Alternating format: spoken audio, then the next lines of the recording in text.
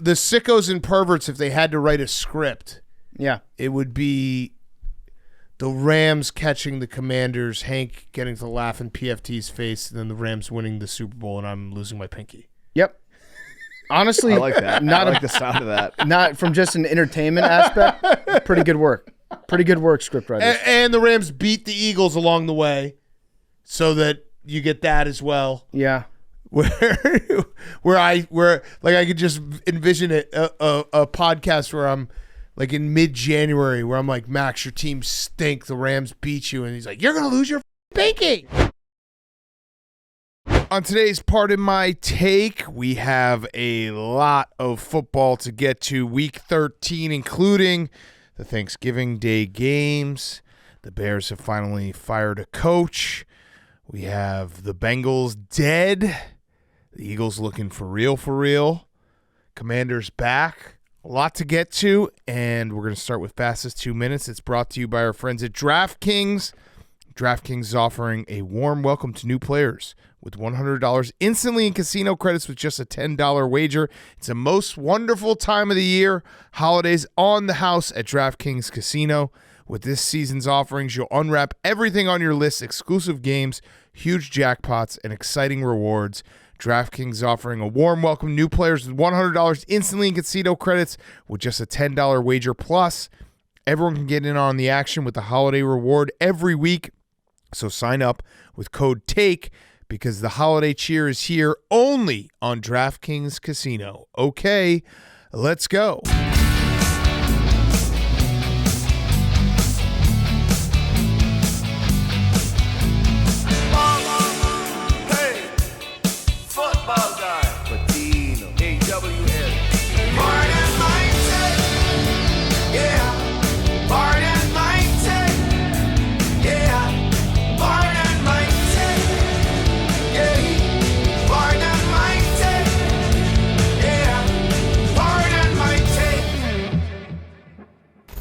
Welcome to Pardon My Take, presented by DraftKings Casino. It's offering a warm welcome to new players with the $100 instantly in casino credits with just a $10 wager. Plus, everyone can get in on the action with a holiday reward every week. So sign up with code TAKE because the holiday cheer is here only on DraftKings Casino.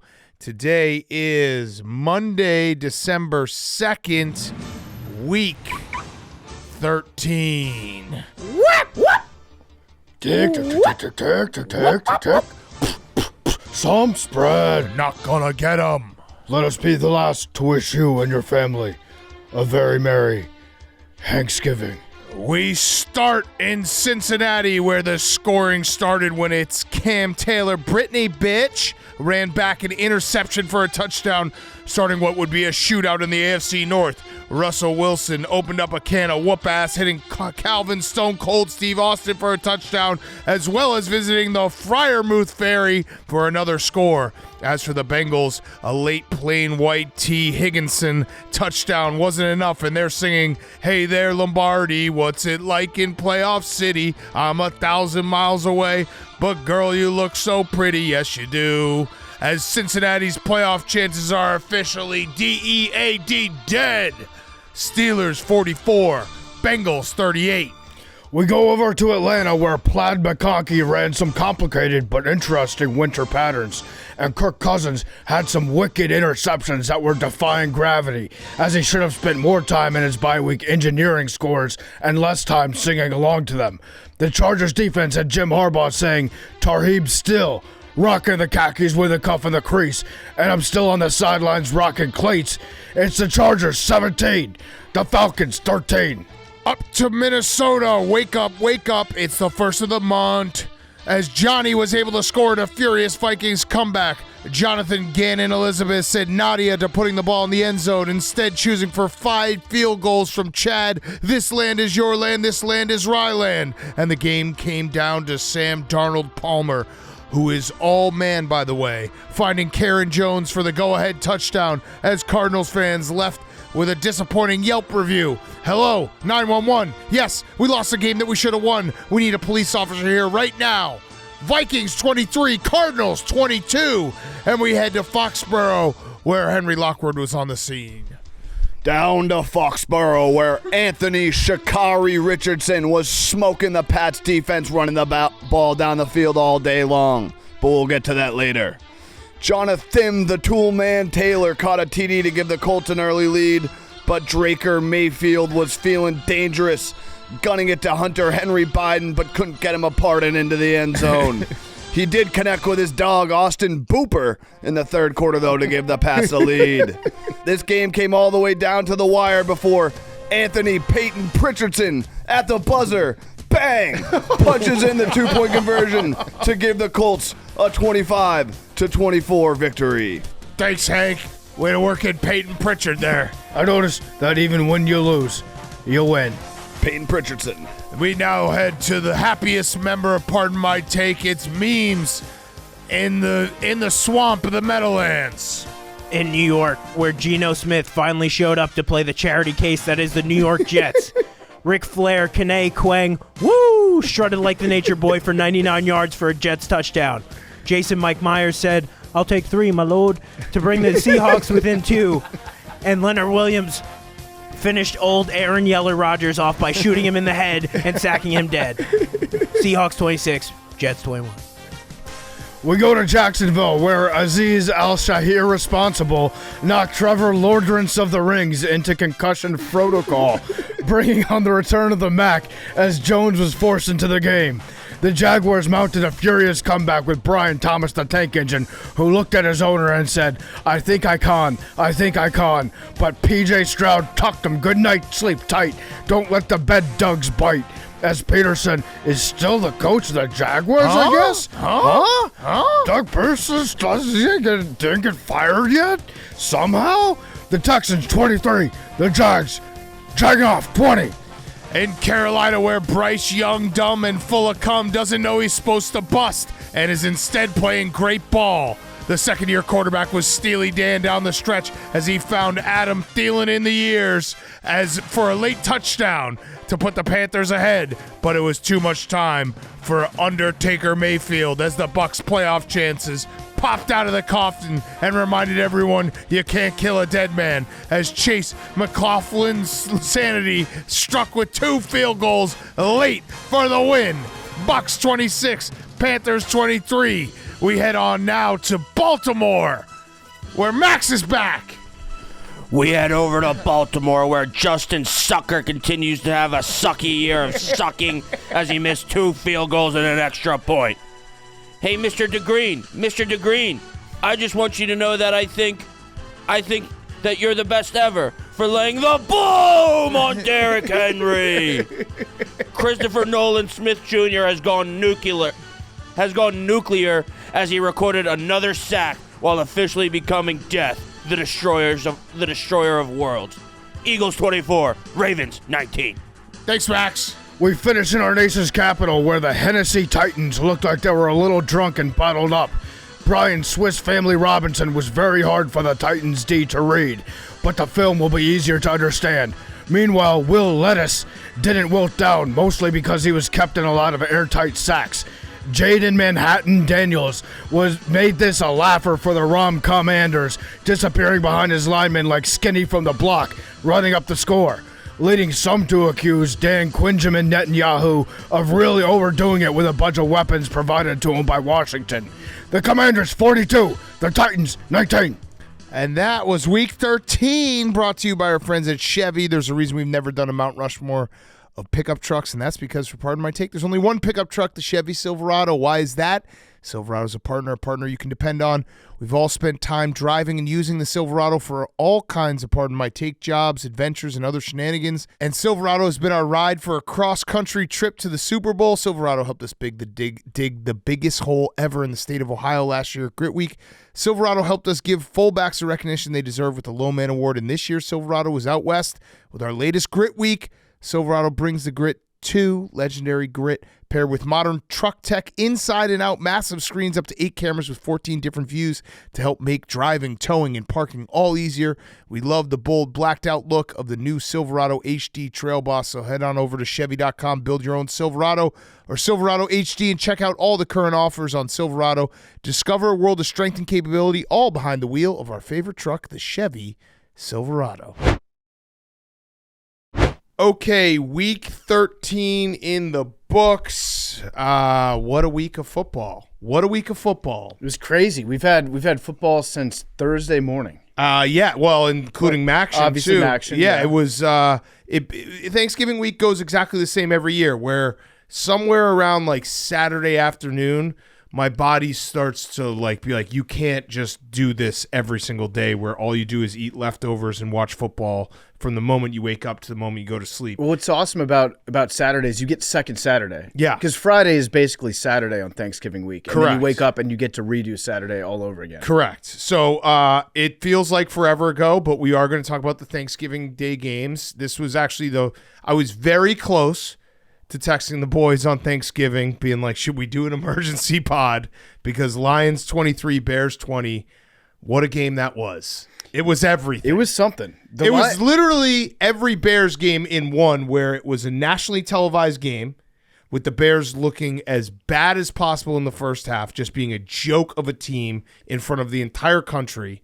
Then Caleb Williams playing phenomenal football in the second half, having them come all the way back, and then losing they have invented new ways to lose. They have lost 6 in a row, I believe now. The Hail Mary, 2 games where they quit, a blocked field goal against your rival, an overtime loss, and then the timeout game. Yeah, it's insane. It's actually, I was thinking about this because it's a sick thing that the Bears do to you. I'm not talking about figuring out new ways to lose games. That's actually very mentally stimulating. It's creative, and I applaud them for that.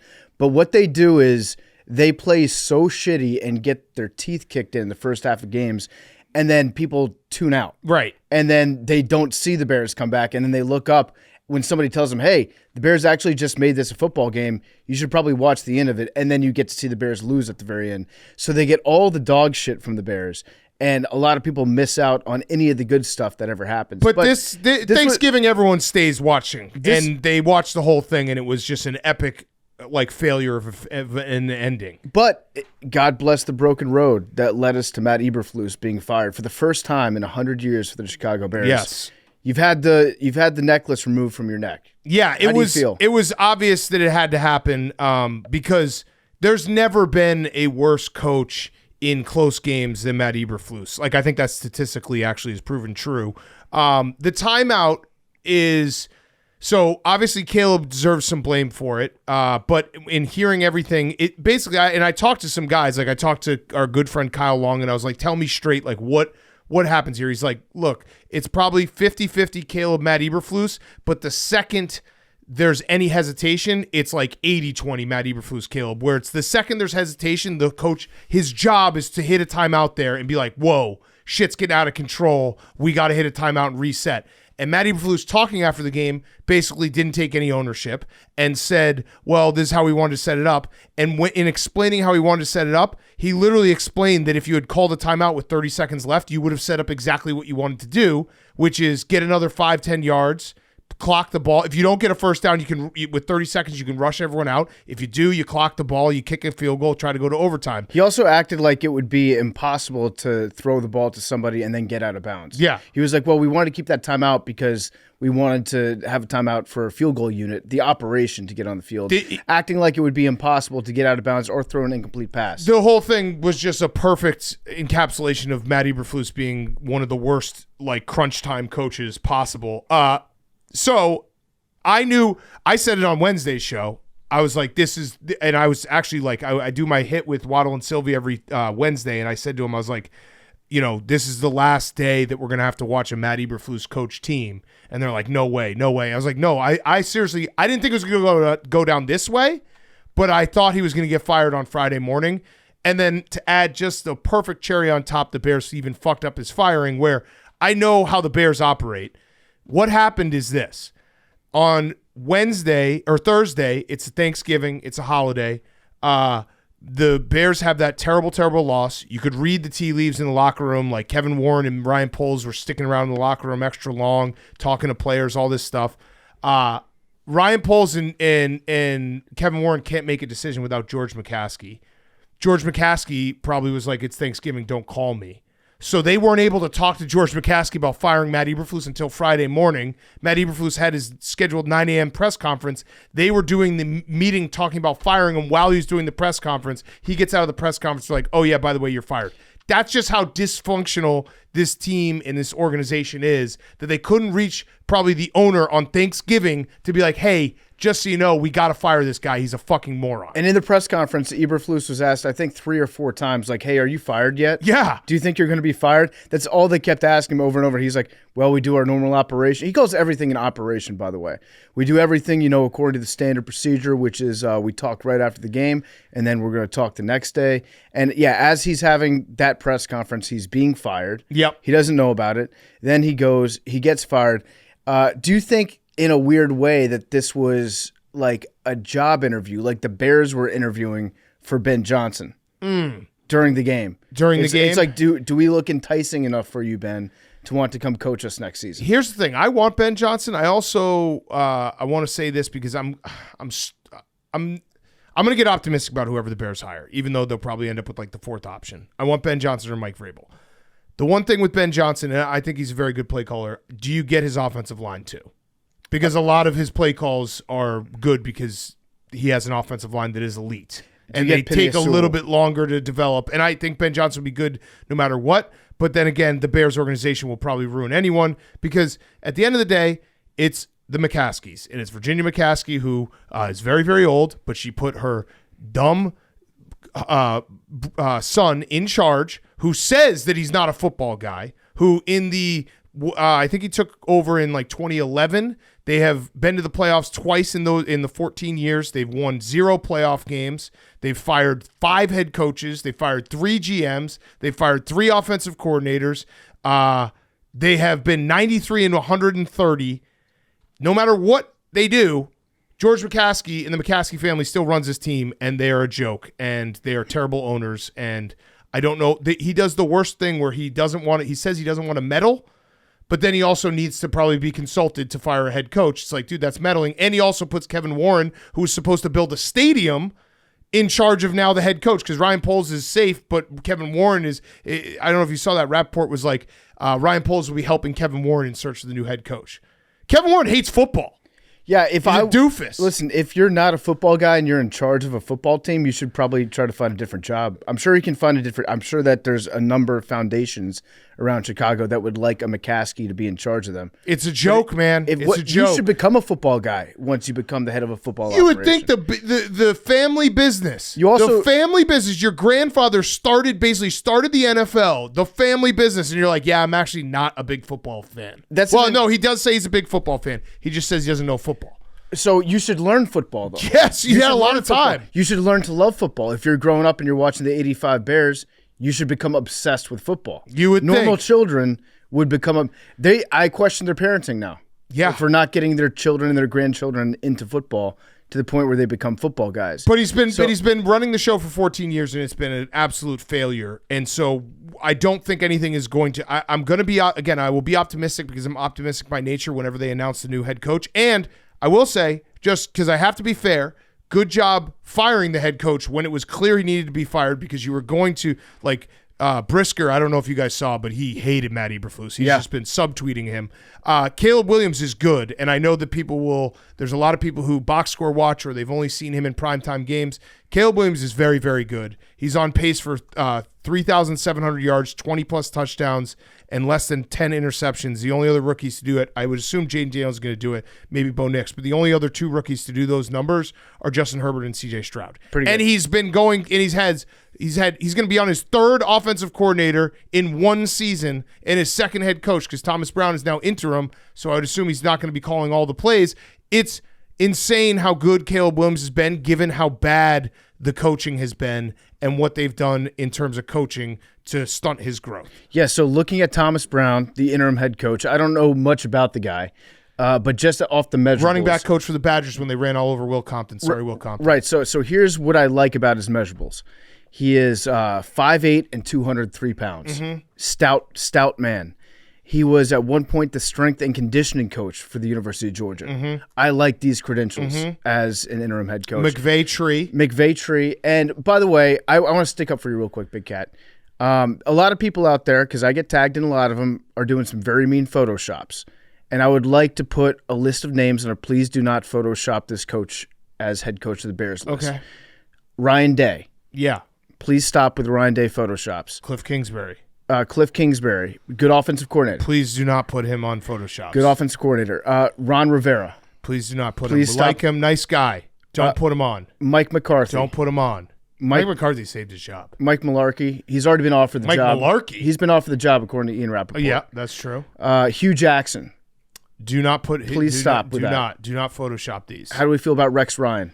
Do not Photoshop those. That's on the do not Photoshop list. Okay, that's all I had on my list. But it's most importantly, no Ryan Day. Yeah. Stop doing that. Either way, I mean, all in all, it was just a chaotic 24 hours on Thanksgiving. It put me in a tailspin for the second half of Thanksgiving Day.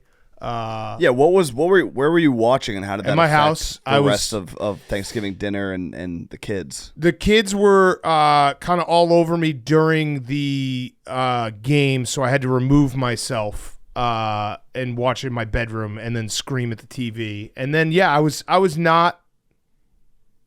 a joy to be around, I would say. I wasn't a joy to be around. But in a way, it's like this is so bad that they have to do something. Yeah, no, I was a joy to be around on Friday. Friday was until the Badgers lost. By the way, fun fact, people are like, hey, you're so negative. Hey, why are you in such a bad mood? Now that the month of November is gone, I did not win a football game in the month of November between the Wisconsin Badgers and the Chicago Bears. I think I went 0-9. That's really hard to do. It's a bad month. That's really, really hard to do. And I lost in really bad ways. Like left and right, everything, every way I lost, I basically picked. If you had to write, how can you lose a game? I checked every single box. Yeah, it's a pretty incredible run you went on. It's generational. really, really bad. So yeah, it was tough, Hank. Thankfully, I had the Cowboys, so that bounced me back a little. But yeah, Thanksgiving. Listen, Thanksgiving, people be like, oh, it's fun. It's about family and stuff. No, it's about trying to win bets and not have your team lose. And I just wish we wouldn't play on Thanksgiving because I knew it was gonna be bad. I didn't think it was gonna be that bad. I mean, you guys were watching. It's a bad game. When the timeout happened, I was just sitting there like, how is this happening? Yeah. It was just watching. It was watching a car crash, but it wasn't even watching a car crash because it was watching a car crash, but you could like stop time and be like, hey, dude, don't crash that car. Like you have a timeout. Surely they're not going to throw. But then after not calling the timeout, I was yelling at the TV, being like, "What are they doing? What are they doing?" And then it was like, surely they're not going to drop back and throw a deep pass. Well, then Caleb had to panic and like it was guys were coming back slow. Then Caleb screwed up. Then Matt Eberflus. I do think Caleb fucked up, and that's a learning experience. He's a rookie. The head coach's job is to call a timeout and be like, hey, guys, let's stop. Let's fucking figure this out. The look on Matt Eberflus's literally his face, job. Too, like right after that play was over, and he knew that he fucked up. And he just did no muscle on his face moved. He just stared off into the distance like, well, that's probably it for me. Yeah. He might as well have a blindfold and a cigarette in his mouth on that one. Yeah. It was, yeah. I think everybody, including Lions fans, were probably yelling at the TV, what are you doing, Matt Eberflus? Yeah. It was crazy. It was nuts. What Max, were you going to say something? I just laughed. Yeah. I mean, it was funny for everyone else. Classic of a classic Bears move in the history of the Bears. They've found every single way. They've found every single way. And then they cut to Eberflus's dumb face on the sideline it was the dumbest face. That was the dumbest coach face that I've ever seen. That's where I was in my bedroom screaming at the TV. I made a video just screaming at him.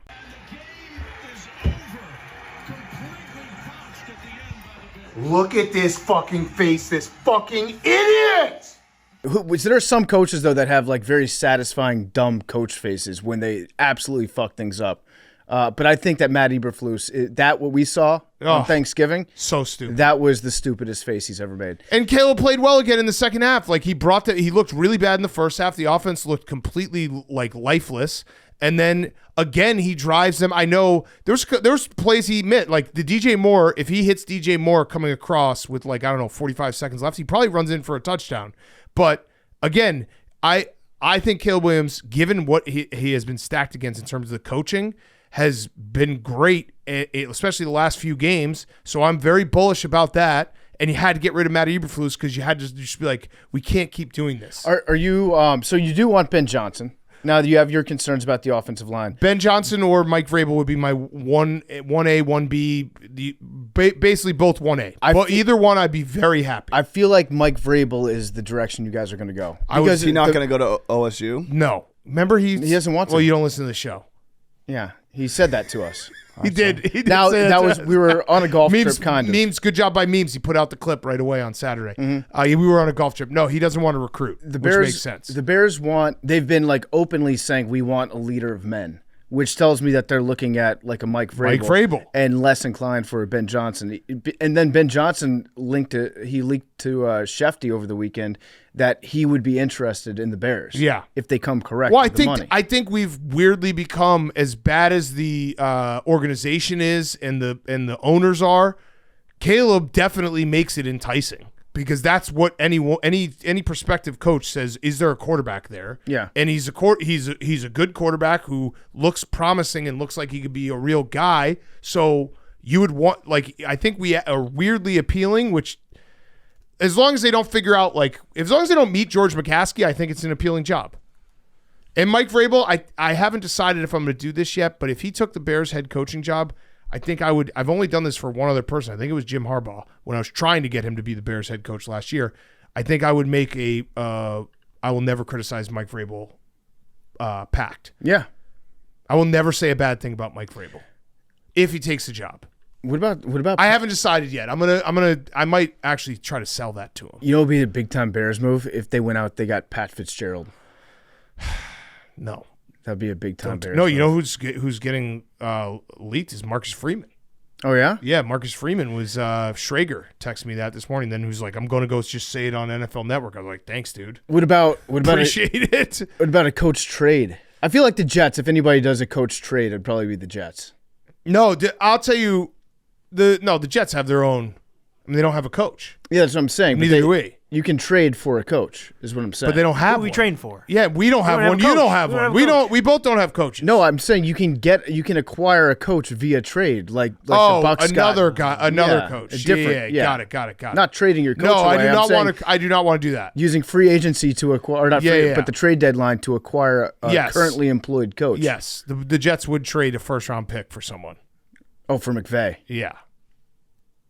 They would. Memes, you're thinking about it right now. And now you're thinking this might be a good idea. No. Well, no, I was thinking we don't have a GM, so I guess somebody could just send a first-round pick for like maybe the owner. Is that something that you think Woody Johnson might be interested in? if he just sent 10 first-round picks for Yeah. yeah. 10 first-round picks. And by the way, we should talk about the Lions real quick. They are very banged up on defense.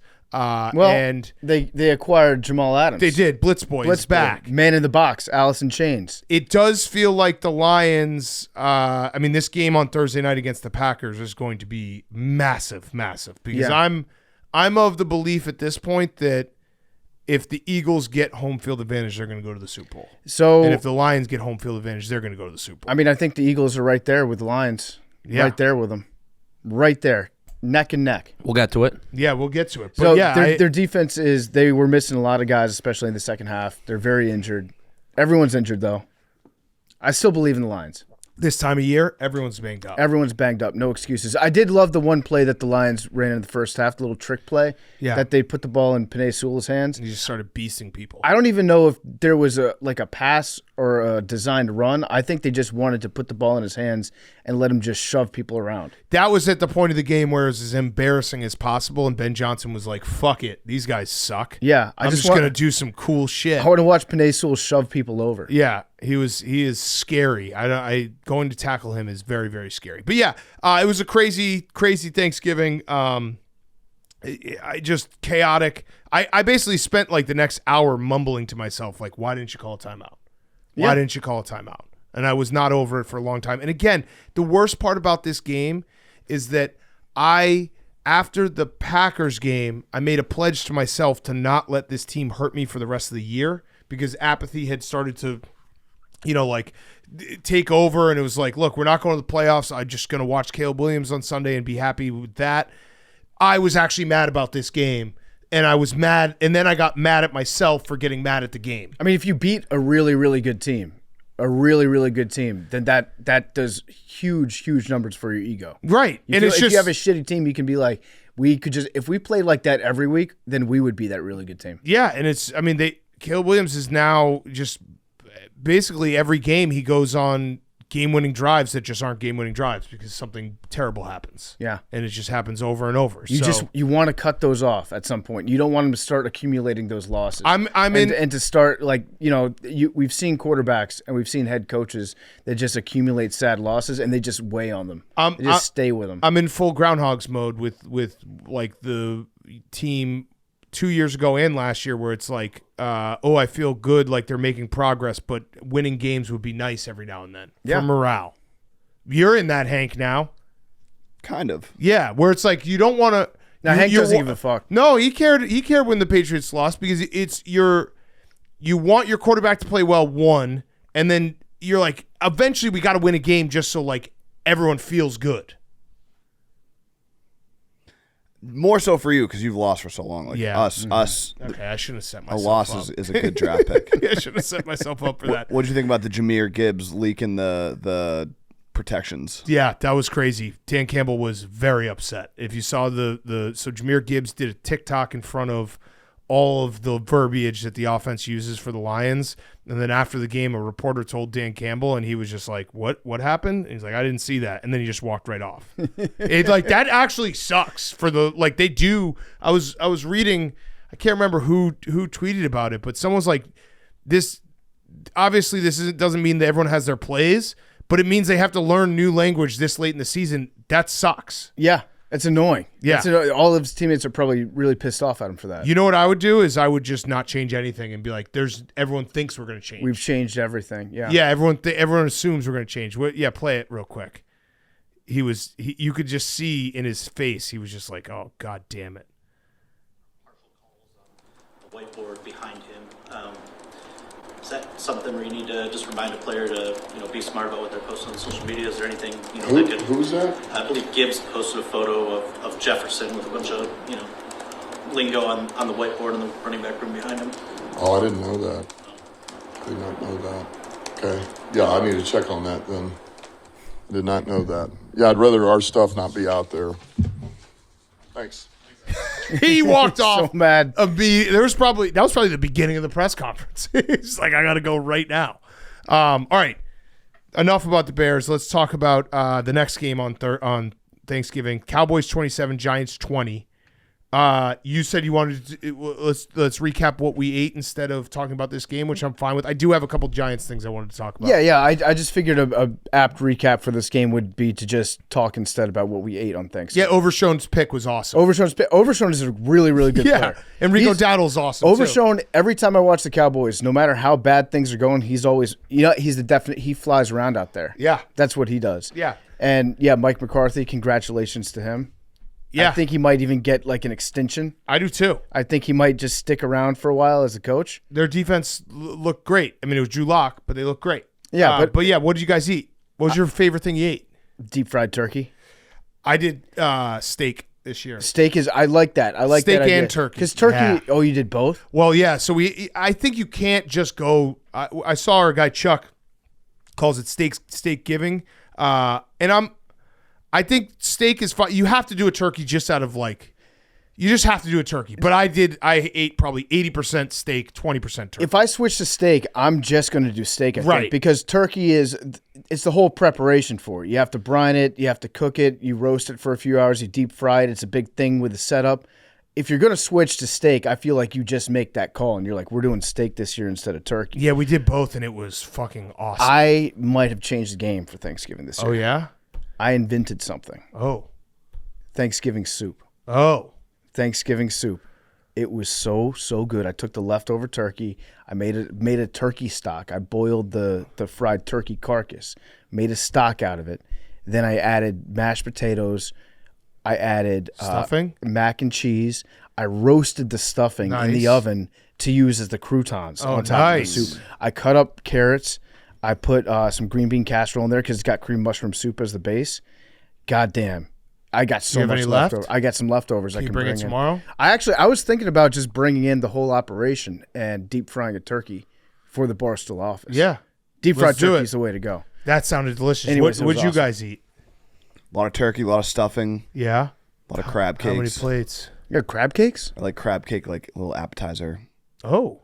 I did. I fucking hammered. I had like 20 of them. Hammered cheese and crackers. I just went turkey sandwich right out of the gate. What? Yeah. Yep, right out of the gate. No, sandwich? Before? You That had For your meal. dinner? Meal. you had leftovers before. You're Meal. crazy for that. You had pre-leftovers. You're crazy for that. Meal. That is a change of the game. Wow. I also, and this was directly related to the Bears and the timeout. I think I conservatively had about 15 cookies after like 4 p.m. Yeah. I Cookies just went to Cookie Town. For me, cookies are breakfast on Thanksgiving. Yeah, I was literally just walking. I would just walk past the kitchen and just eat 2 cookies, and I did that for 7 hours straight. You guys pumpkin pie people? I'm not. No. I fucked myself up with some pumpkin pie. I don't like pumpkin pie. I'm not a big pumpkin guy. Pumpkin Fred pie. Smoot taught me that pumpkin's not food. It's fucking hippopotamuses. He said like them. Yeah, I had this girl that came up to me one time. You know what she asked me? Pumpkin. You ever had pumpkin pie? No, she asked me actually a different question than that. Oh, what'd she ask? My pussy tastes like pumpkin pie? Yeah. You talking about Fuck out of here. I didn't ever have no pumpkin pie. yeah. Bernie Mac. Bernie Mac. Good Yeah, joke. yeah. It's the best. Memes. What'd you have? Had some turkey, had some stuffing. I didn't stop eating for like 48 hours. Have you heard Brandon do it? Yeah, I have. Okay, yeah. I was gonna say. Yeah. He's done it so many times. Diet's Mac. back tomorrow. Oh no. Monday? No. Why? You can't diet between Thanksgiving and Christmas, my Yes, friend. yes, you can. Hank, no, tell you him. can't. Hank. That's crazy. It's a big month. I think this Monday is a diet. It's diet Monday. You can't. Yeah, This it's- is a give up. This is a just drink, eat whatever you want. Yep, Kind of poop yourself every now and then. I'm making a chicken chili tomorrow. Oh, okay. For diet? Yeah. Chicken chili's healthy. Yeah. You get a white chili. White chili. Yeah, How much white butter chili. are you putting in it? No butter. Oh, okay. No, this Monday is the diet day, and then you go back to it on Tuesday. Yeah. You get a 1-day diet. Yeah. All right. I want to talk about the giant. Wait, memes. What'd you have? Anything good? Turkey, stuffing. That's it. That's it. Do you guys do sausage in your stuffing? Because I do. It's awesome. My mom makes the best stuffing. Really? Mm-hmm. How many people in America do you think say that? How many people are in America? Hundreds of millions. Did you guys see the viral tweet that was so funny? It's like my grandma's in Shaq's Celtics era of cooking. It was like had like 50,000 retweets. It was sad. When it goes, it goes. All right, yeah. No, I want to talk about the Giants real quick because we always memes that I say, oh, the Bears and the Jets are similar. The Bears and the Giants are the similarity because outside of the obviously 2 Super Bowls, which changed everything, the Giants are in the same situation where they have an idiot fail son running an organization into the ground. Last 10 years, they've been to the playoffs twice. They've won 1 playoff game. They've had, I think, three winning seasons out of the last 14. They're 78 and 128. And I think reading seeing what Giants fans are saying, it's like the same frustration where it's you switch out coaches, you switch out. John Mara is the one who's calling the shots, and he's going to keep fucking things up. And every quarterback that they've had recently seems to play exactly the same too. Yeah. They look identical when they're out there on the field. Yeah, so I feel like I have one guy to fix the Giants. It's Bill Belichick. I like that. I mean, he loves history. He loves NFL history, where he started everything, and not where he actually started. I think he started with the Lions, but where defensive coordinator for Lawrence Taylor and everything, a founding organization. He goes in and he just runs the whole show.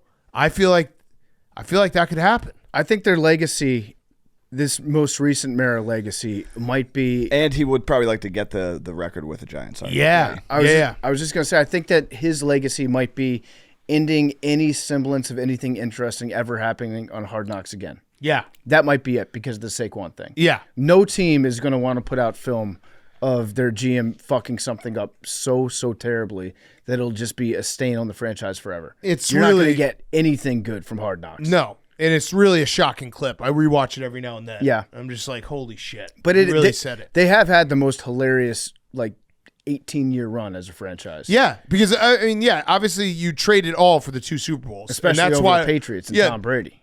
That's where Perfect they season. deviate from the Jets and the Bears. But in terms of the last decade, they have been horrendously bad. And they don't put together winning seasons. They have no continuity. They fire coaches. They fire GMs. And it's because they've got an idiot son running the whole organization. That's what happens. Find someone else. This is where the Jets, like as bad as Woody Johnson is, he actually goes for it. He's an idiot of a different kind. He didn't inherit the team. I think he's got some idiot family members too. Yeah, he does. But he didn't inherit the team and be like, I'm just going to be an idiot. He's the idiot. He is the idiot. Woody Johnson's the idiot. He is the idiot, but he tries really hard. Whereas like the Maras and the McCaskies in the last decade, again, I have to qualify because they obviously Giants won. They just are like, we own an NFL team. This is sick. We're just going to print money and do things the right way and hope it works. I think the Giants and the Bears are similar in that they both care very, very deeply about running a classy organization. Correct. And that's what winning is to them.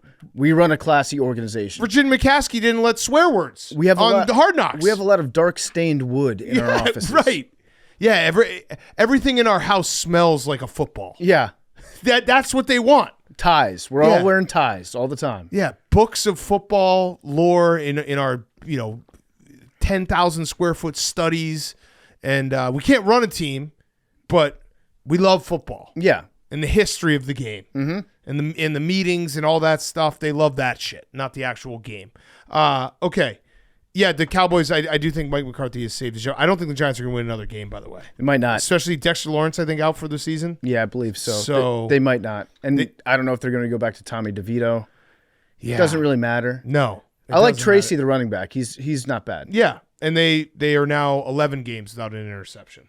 So that's quite something. Yep. All right. Packers 30, Dolphins 17.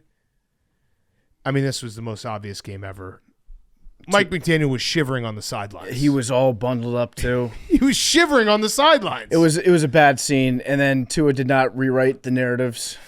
That's tough. He still hasn't won a game under 40 degrees, I believe. Yeah, and they made a valiant comeback late. Yeah. That was like, hey, maybe if they score, they got stopped at the goal line. But the stat that there's two stats that are like when everyone's like, hey, you can't just say candy ass uniforms. The Dolphins can't win in the cold. I have two stats for you that show you absolutely can. The first one is the Dolphins had 20 missed tackles to give up 132 extra yards. That's a cold weather stat. That's I don't want to get my nose into the pile. I don't want to tackle anyone. And the second stat is Mike McDaniel was literally shivering on the sideline. He was so cold. He was so cold. He looked like the kid from the Christmas Story, all bundled up. He couldn't move his extremity. If he had to challenge a call, I don't think he'd be able to find the flag.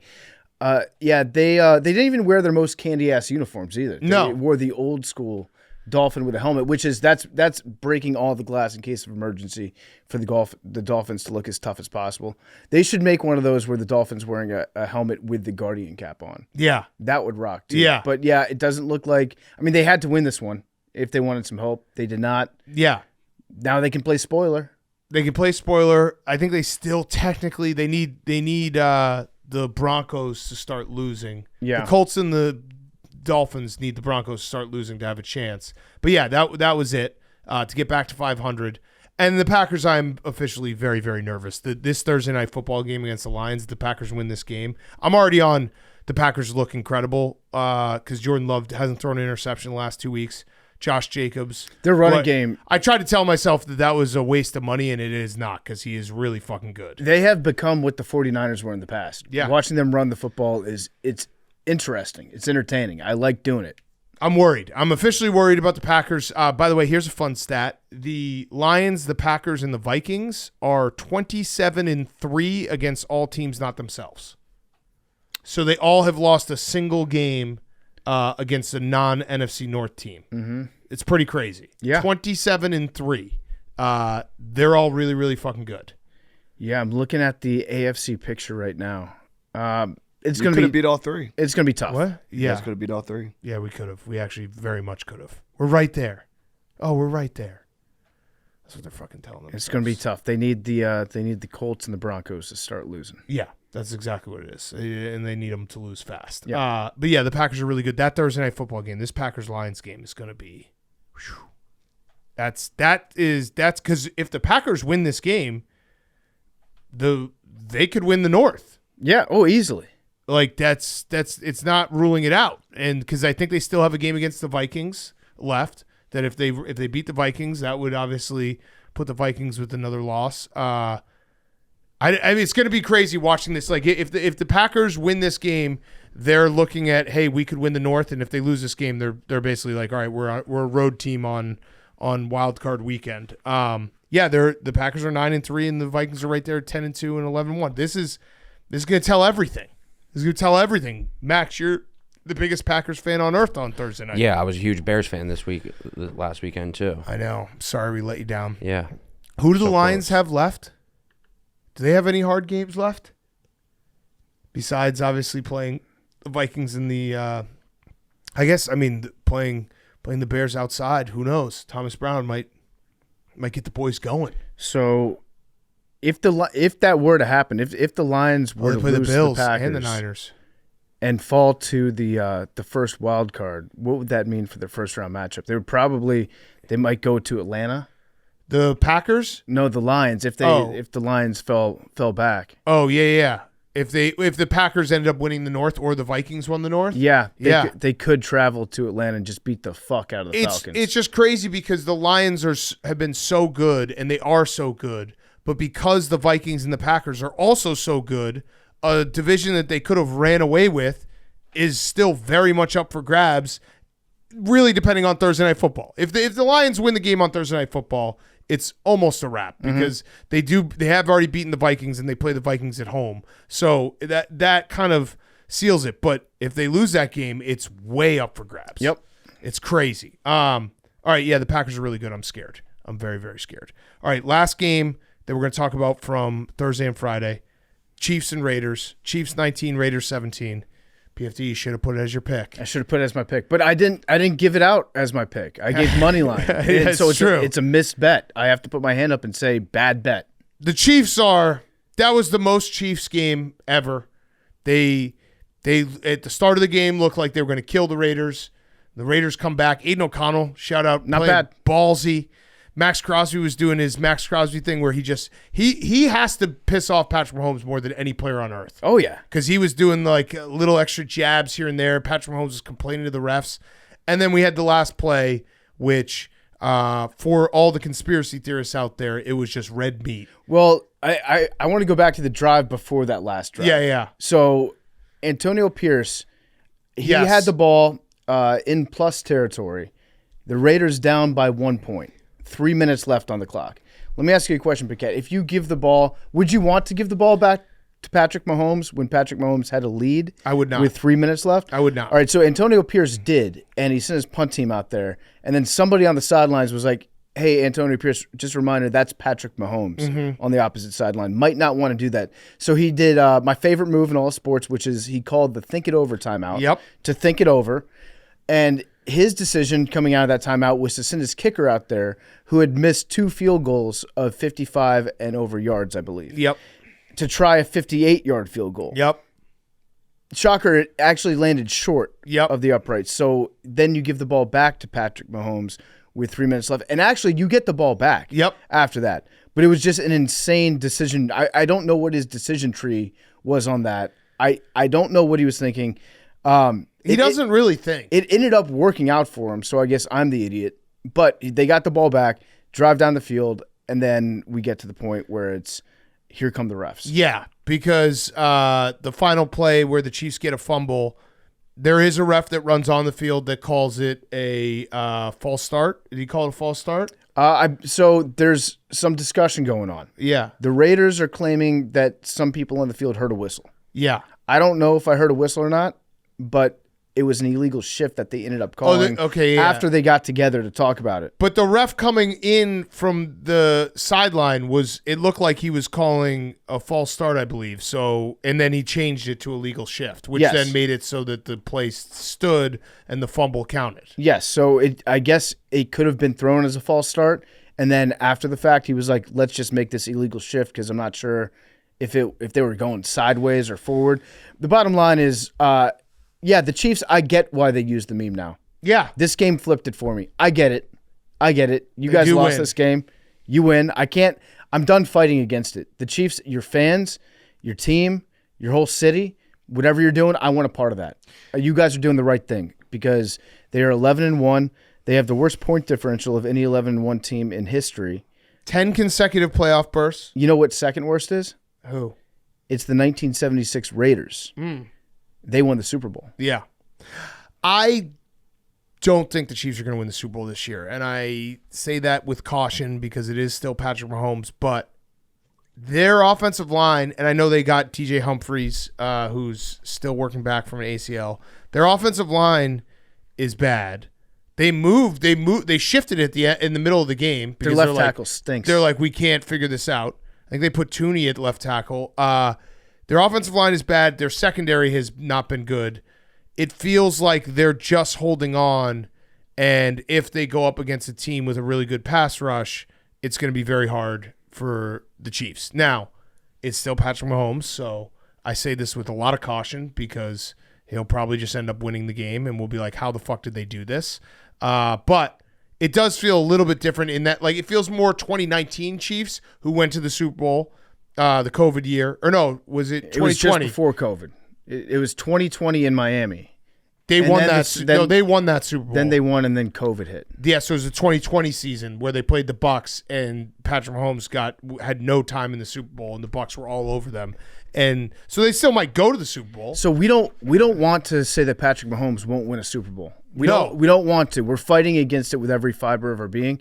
The Chiefs are making us believe that. You guys are doing it to yourselves. I think Chiefs fans, though, know that this feels a little different than last year where it was like, okay, they're kind of fucking around, but they still have the fundamentals here of like a team that can win a Super Bowl. And they obviously still can, but this one feels like Patrick Mahomes went 113 games without a 5-sack game. He's now been sacked 5 times by the Panthers last week and then the Raiders 5 times this week. Yeah. So 2 in a row. And they could get, like I said, they made a signing. They could get healthier.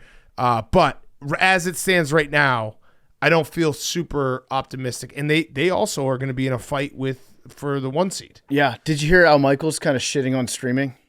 What did he say? During the game? I think they missed a punt. We missed a whole punt. We missed a punt. We missed a play that'll be lost to history. Nobody saw it happen. Who knows what happened and what the crisis actors at the game were told to say afterwards.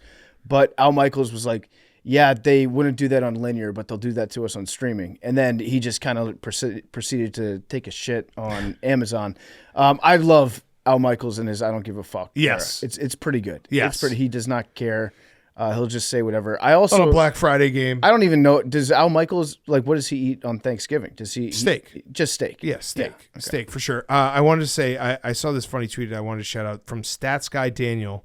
He said Steelers Chiefs on Christmas Day is just going to be 57 minutes of both teams doing everything possible to keep it a 1-score game before Mike Tomlin and Patrick Mahomes reveal who negotiated the better deal with the devil to win in the most unthinkable way possible. Mm-hmm. Nailed it. That's what they do. The Raiders, by the way, did we get a Shedeur Sanders tweet? Oh, we did not. He was playing in a game. Yeah, we did not. He was playing in a game when it happened. So I don't, let's see. Did he do it on Thanksgiving after the Giants lost? I don't know. I did not check up on that. I know that I did check on it for Friday. How did his game go on Friday? He played pretty well. He had 3 touchdown passes to this really outstanding receiver. What's his name? Number 12, whatever that is. Can someone look up number 12 for us? Shedeur Sanders has tweeted, "Thank you, God," an hour ago. Oh, so it's the Sunday thing. He did it an hour ago. It's a Sunday thing. Travis Hunter is the name. Travis Hunter. I thought he played cornerback. He does. Yeah. What? Look at it again. And he scored 3 touchdown passes? Did he have an interception too? What? Wow. Damn. We got to look up this guy. We should probably do some research for him. Oh, is that the guy that did the Heisman pose twice? Oh. What is the Heisman pose? I think he kept late doing in it, the they kept season, talking about if you're good enough to win the Heisman, you do it. I don't know. We'll you know what?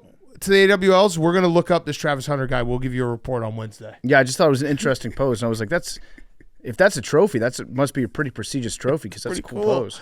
Yeah, the Chiefs that was the most Chiefs way for them to win the game. Just so classically Chiefs. Hank, did you have Raiders money line? Yeah, I saw it. Yeah. Look at Hank's face. You knew he had Raiders money line. Oh, I did too. I'm sorry, Hank.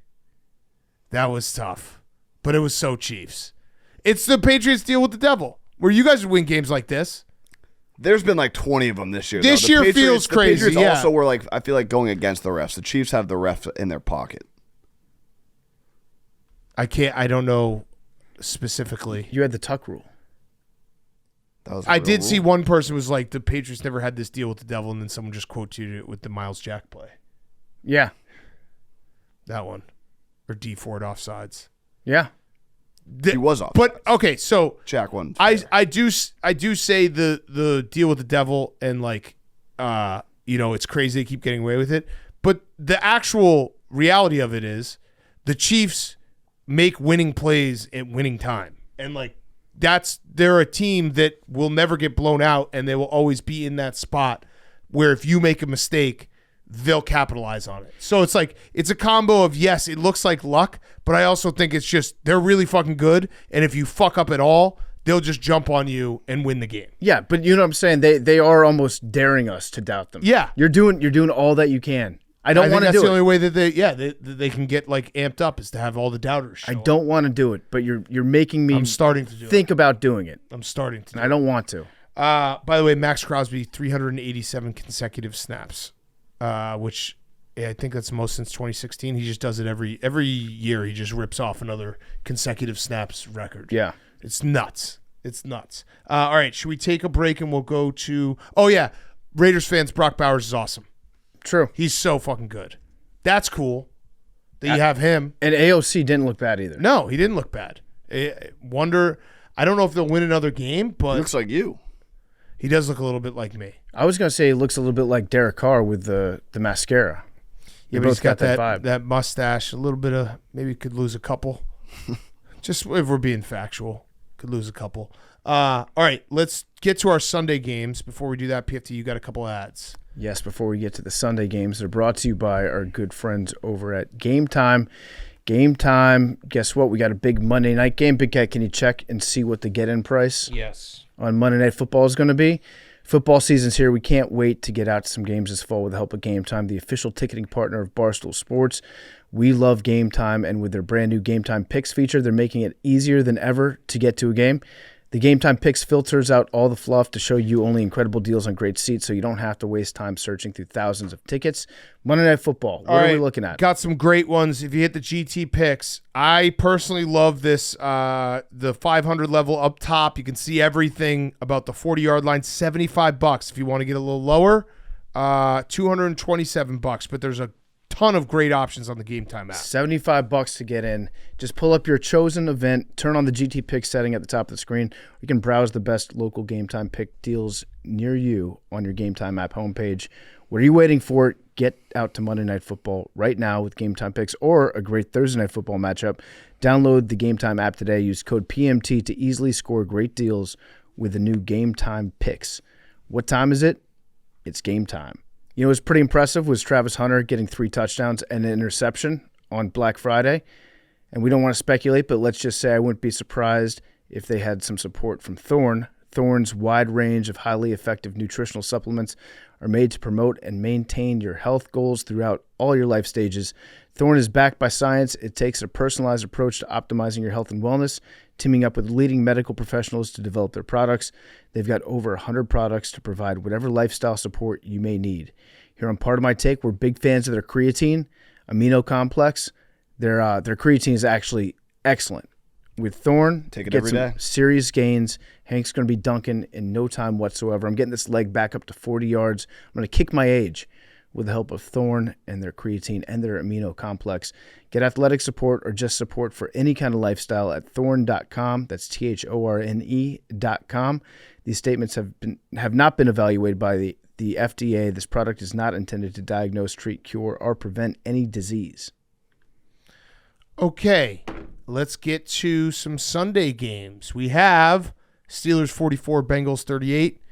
I think the Bengals officially are done. Well, they got to take the ping pong table out now. They got to take the ping pong table out.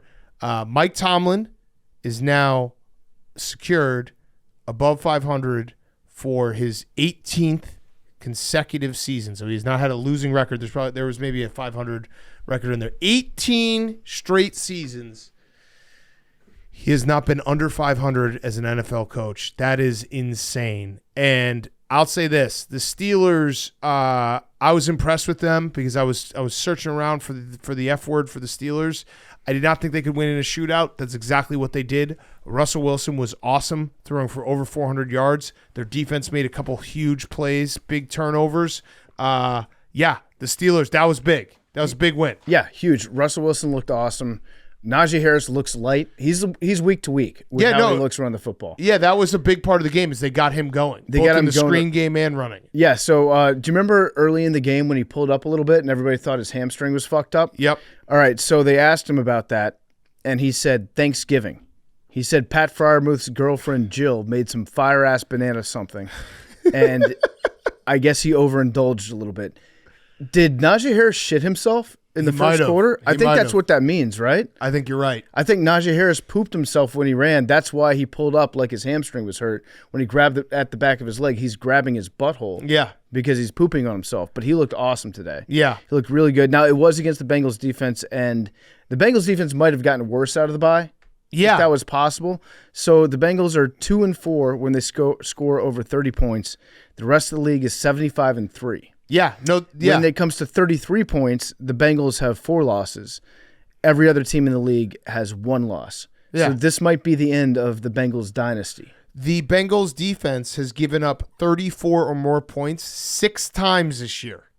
That's insane. Yeah. 6 times. We should say they have a 3% chance at making the playoffs. 3%. And they've converted from being we have to run the table in terms of wins. Now they're saying every drive is a must-score drive. Yeah, Jamar Chase was like, I think we need to score on every single drive from now on because our defense can't stop anybody. If they score a touchdown on every drive, I think they would make the playoffs at this point. I don't think they would. They would. You don't think so? No, because all the other teams have to lose. No, they need to score on every drive, but also the other teams have to not score on every drive. Yeah, they don't control their own destiny. Like they can't say, hey, if we score on every drive, we're good. Yeah. They got to be like, hey, we got to score on every drive, and also the Colts have to never score again. The Dolphins have to never score again. The Broncos have to never score again. It's pretty bad. It's everyone.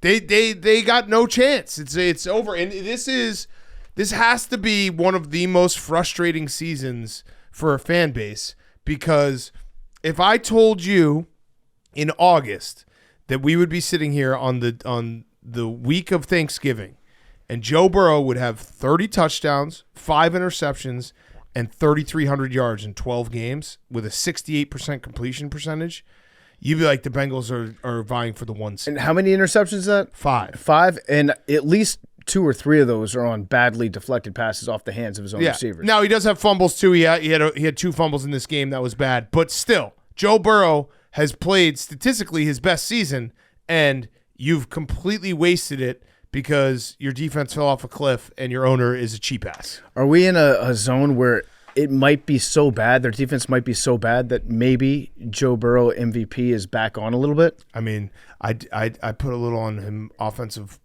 player of the year because I made the bet thinking Saquon might win MVP and then they'll give offensive player of the year to the best quarterback.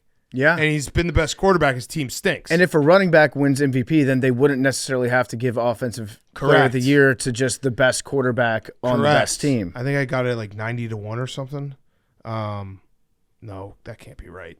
But either way, Joe Burrow's been awesome, and you've completely wasted a year of Joe Burrow's prime. And like that would kill me as a fan. And T. Higgins last year.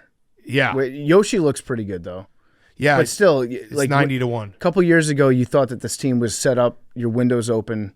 That window. Sorry. Yeah. Sorry about your window. Yeah, that was bad. So, the Bengals are dead. I'm done thinking about them. I'm done. I mean, they're still fun watch because they play in shootouts. But like this game was not an AFC North game at all. With the way the first half went. And again, I think the Steelers, like winning in this style, I did not think they had it in them. Maybe George Pickens was right. It was the snow that made them bad against the Browns. And George Pickens, by the way, he did it all. He did it all. He got flagged for unsportsmanlike for simulating a gun. But he claims, and we can watch the tape, he claims he was signaling first down after he got a first down. Got it. Now, he did pull a trigger at the end of the first down. Which you have to do. I mean, who's to say that was a gun? You just pull the trigger on the first down. He scored a touchdown, had a bunch of really good plays, got shot a fake gun, threw a ball in an opponent's face, and then punted a ball after scoring his touchdown. It was great. He did it all. It was great. I love that guy. And Tomlin said after, he's like, George has to grow up. Like, no, I don't think so. No, just let George be George. They did have a moment where Tomlin got into his face on the sidelines a little bit. I don't know what Tomlin could be saying to George Pickens that he hasn't already said probably like 40 to 50 times already. But yeah, Tomlin likes having a little bit of chaos on his teams. You can tell he gets off on it. Tomlin has quickly become one of my favorite coaches because he just feels like even the videos after in the locker room where he's dancing with like Najee Harris, he's the best guy ever. And you get why he can handle like having an Antonio Brown or a George Pickens or Ben Roethlisberger on his team because he's just stable and he's just down with the dudes and he's like I'll be here for you no matter what. Like George Pickens on any other team, I feel like is not as good and maybe like fails and has shit happen that's bad.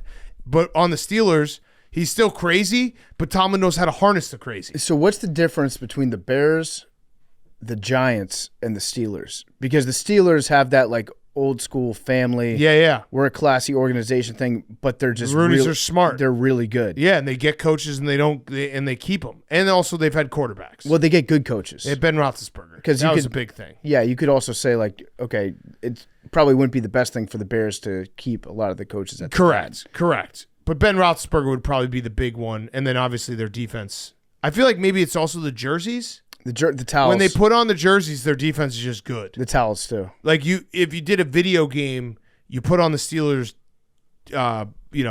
jersey, and it's just plus 5 points to defense. What do you think the score of the game would have been on the Thanksgiving night game if the Packers and the Dolphins had just changed jerseys? It would have been a one score. It would have been I think the Packers still win. Packers win by 3. No, I think the Packers might lose, actually. They might lose. Imagine Jordan Love in a Dolphins jersey. And you maybe gave a coat to Mike McDaniel. Yeah. Russ, though.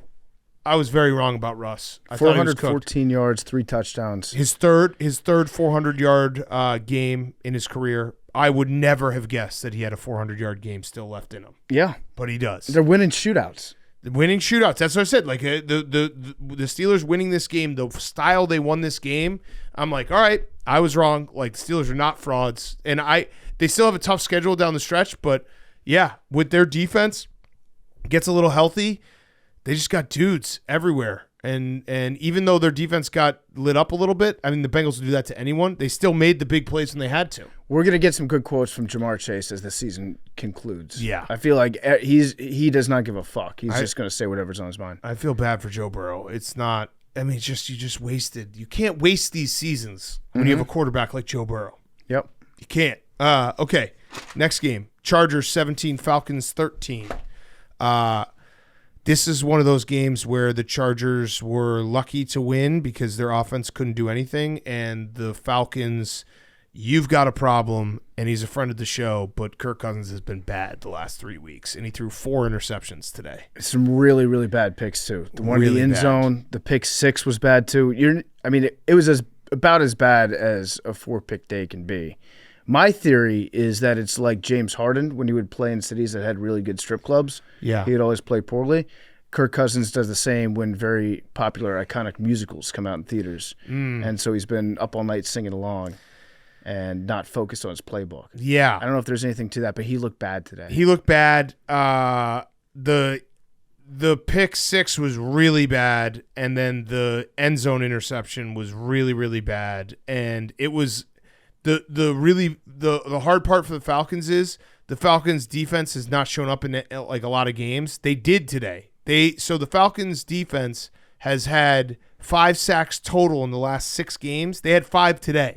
They didn't let the Chargers do anything. The Chargers had 187 total yards. The Falcons had 24 first downs to the Chargers 10, and they should have the Falcons kept on going into the red zone, not getting anything out of it, missing field goals, interceptions. That's a game that you're going to look and be like, how did we lose that game? Because they should have won that game.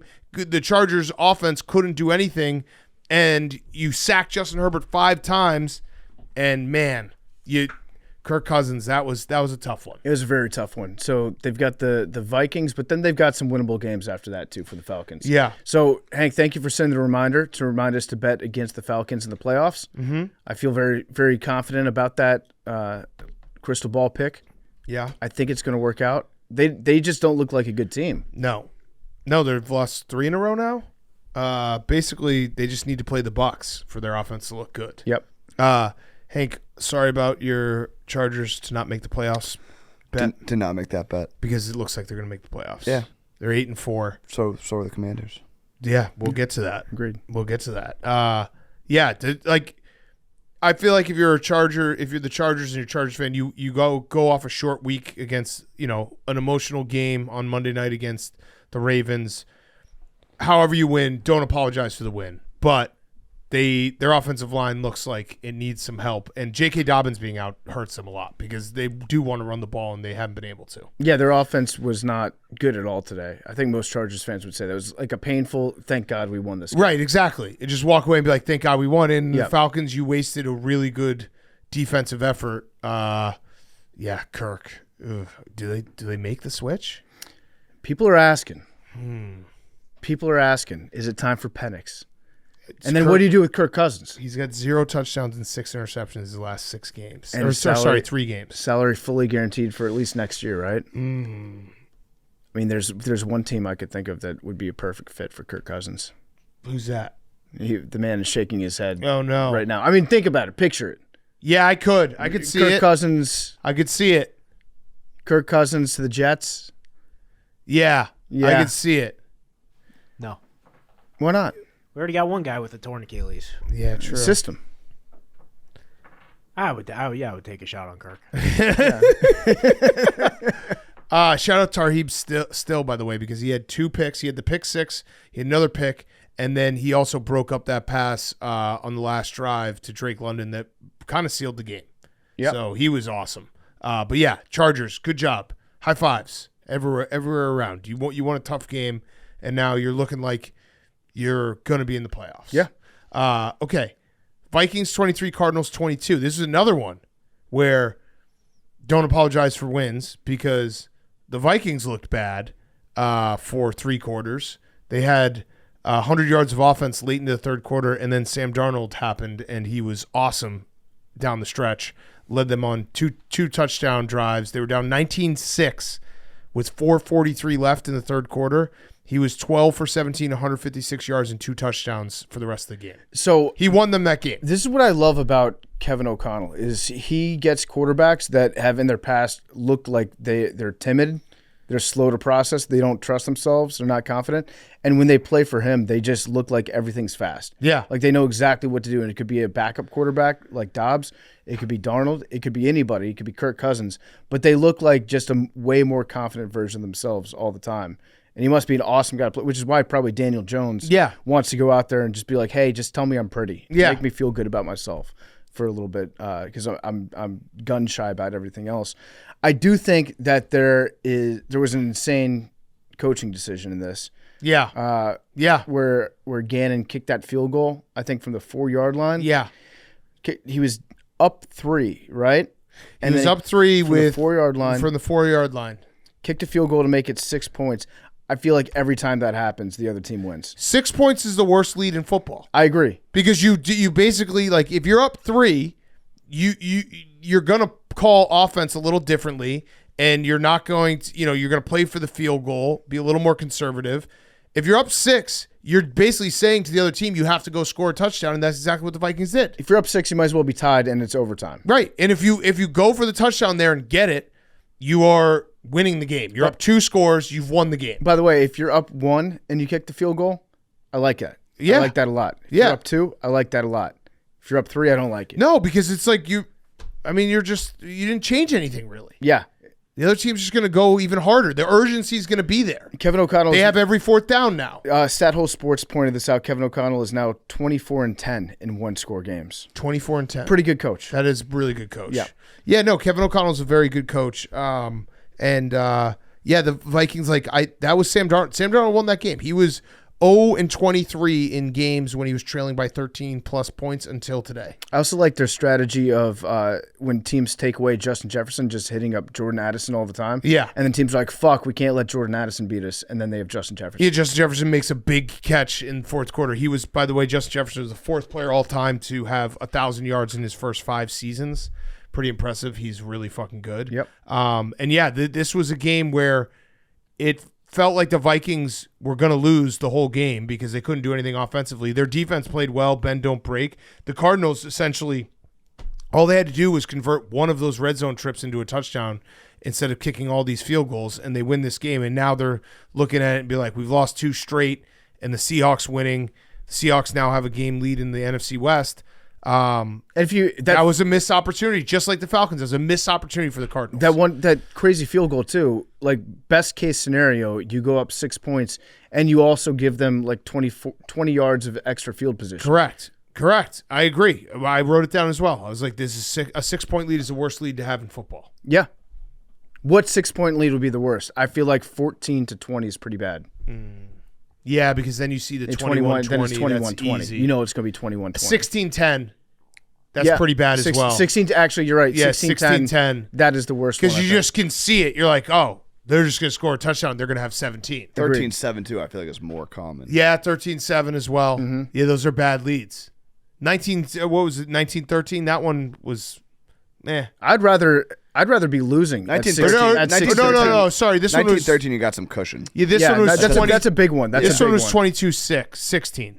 They were up 19-6, and then it became 22-16. 22-16 is not bad. Yeah, that's sizable. Yeah, that one I actually. Yeah, now that we're talking it out, I actually kind of agree with the field goal. Yeah.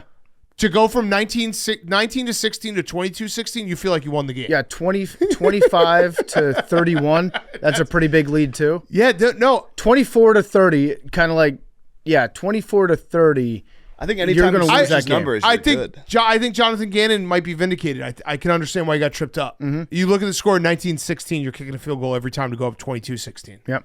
You're like, that doesn't make sense. A touchdown doesn't get to 23. Oh, shit. Yeah, it does. Yeah, it does. In fact, it does. But you could easily make that mistake. What about 18 to 12? No, that's just. That's not. That's just you're just in a funky. Yeah, that's just so many field goals. It's just a year. You're just like they're going to kick another field goal because that's all we've been doing. I think the Steelers beat the Falcons 18-12 this week 1. Things have changed. That's weird. That's that was all the field goals? Yeah, that's like you've been watching too much football.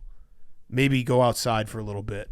If I'm thinking about that, that feels like a Falcons-Steelers score, doesn't it? Yeah, it does. The Cardinals, they're going to kick themselves not having this game, and the Vikings. I mean, Sam Darnold. I was impressed. Sam Darnold won them this game. The defense again, bend don't break, but like they were stuck in the mud. And Sam Darnold and Aaron Jones fumbles. They put him in the doghouse, and he makes the big touchdown catch.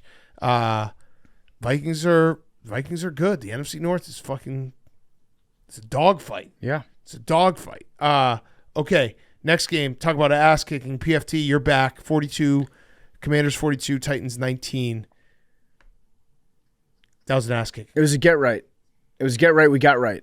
I actually think that was if you had to script a realistic worst way to start a game, the Titans did it. Yeah, 21-0 in the first quarter, and it was almost 28-0 in the first quarter too. Yeah, just everything went poorly for the Titans, and the Titans, believe it or not, did have the second best total defense. Yeah, of any team in the NFL going into this game. Now, yes, a lot of that was because their special teams are so bad that a lot of opponents get short field position on them. Yeah, so they don't give up a lot of yards sometimes when they're just fumbling like crazy on punt returns and shit. But it just took care of business, and the haters out there. They said that we couldn't make the playoffs. The haters are furious. The haters can't believe that they would ever make such a dumb bet. And that was the goal for the Commanders this entire season, just make the playoffs. That's our Super Bowl. Yeah. And we took one step closer to that. 83% likelihood to make the playoffs now. There you go. Had to have it. Now we're going to a bye. I hate the late buys, too. It's way too late to have a bye. But more importantly, Jaden Daniels proved that he can win in cold weather because I don't think he's ever played a game that was 41 degrees at kickoff. Oh. And he did the same thing that he does in every game, which he just stands there smiling with his hands in his pockets. He's like an athletic Ben Mentz. Max. Where did you get that 80% from? 83% chance to make the playoffs on the internet. I'm seeing 70%. Have they updated it with the results of Yes. today's games? Yes. I updated it, and I saw... Can you guys see this computer screen? Yeah. It says 70. Yeah, go to a different Basically website. 83. Go to a different website because I don't think your website's good, Max. What? This is NFL. I think you got a I don't think that they've updated it with all the results yet. Have they updated with all the results, Max? Yes. By the way, the Titans... Maybe your 83% was before the results were updated. No, Yeah. it was post. The Titans' start was punt, fumble, 11 penalties in the first half, and before they ran their 10th offensive snap, it was 28-0. Yeah. 10th offensive snap, it was 28-0. Yeah, and hey, Cliff Kingsbury, I don't know if you listen to the pod or you just listen to literally everybody else, but very first play of the game, he put Terry McLaurin on the right side of the field. Yeah. Which he's never done this year. And he ran the ball. He ran the ball. The 39 carries for 246 yards. The big question, though, I'm looking is... at 85% now. Oh, it just went up in the last 2 minutes? Yeah. On what website? Maybe because the Niners are losing. Could be. PFT's on Microsoft Paint right now. Yeah, I'm just making my own graphic. Right here, look at this. He was just typing in. He was just drawing his own. 85%, 2% soupy. Whoa. I'm liking that. I'm not thinking soupy, though. I'm not, Max. All You literally just said soupy. I said I'm reading the By screen saying in the front of word me. soupy, that you were thinking about You the literally word spent soupy. Thanksgiving thinking about soupy. I made true. a soupy. Yeah. Yeah. Max, you worried? No. Oh, that I can read Max a little bit. The Commanders looked awesome today. I can read Max a little bit. You were They played the fucking Titans. okay, but they looked awesome. you were You struggled with the Ravens. you were rooting pretty hard for That's the. basically the same thing. I thought that Max was rooting for the Bucs today because he would rather play the Bucs in the playoffs. No, they lose to the Bucs. Yeah. We What are you get talking about? smoked by the Bucs. They've lost their last like a million games to the Bucs. They lose to the Bucs both now and historically. Yeah. I'm just looking forward to What? our game coming up on December 22nd, Max. I'm hoping that gets flexed to Monday night. I feel like it could. I will be there no matter what. How are you guys, Hank and PFT? We're great. Yeah. We haven't discussed anything. Do you want to discuss? I don't want to talk to Hank right now. No, I mean, I said I picked the Titans today, and I admitted that I let PFT's hatred and meanness and ugliness towards me cloud my judgment. And his hate turned into See, hate. now I'm he's in rent-free. your head. Rent free. And I admit it, and it was a good bounce back. The Commanders showed me a lot. It's probably a bad bet. And that's it. It was never personal, so I don't know why it's got to be. personal going forward. How happy would you have been if the Titans won this game? That would have been quite some potting. Yeah, I would have been pretty happy. I mean, there's 3 teams that are a game back in the loss column. Yeah, but 85% is a lock. Stop it, Hank. 85%? Hank and I, we're at each other's throats. Don't talk. He wishes nothing but the worst for me. That's not true. I root for Hank all I the got time. the Commanders' Super Bowl future. I appreciate that, Hank. You're a good Wait, guy. yeah, you're 8-5 in the Bucs, Oh, maybe and that's the Cardinals maybe and that's the Rams are 85 he was 6-6. Is that what it was? You're just looking at the Commanders' record. Yeah, so if the Bucs, Cardinals, and Rams won next week, they would all be 1 game out. That would be bad. It would be You got to bad. root against that. Would hard. be bad. You got to root against that hard. It says right here, 85%. At the Saints, your schedule's It's not bad. no. It basically might come down to what type of Cowboys team's going. It might come down to the Cowboys. It might come down to Kirk Cousins' revenge game. Yeah, Or Michael Penix. or Michael Penix revenge game. Yeah, for not drafting him. Yeah. All right. Well, I'm happy that you guys are back together, kind of. Yeah, the offense looked really good today, and our defense looked good. What, Hank? Yeah, the offense looked good. The offense looked Yeah. good. Say something nice about the Commanders.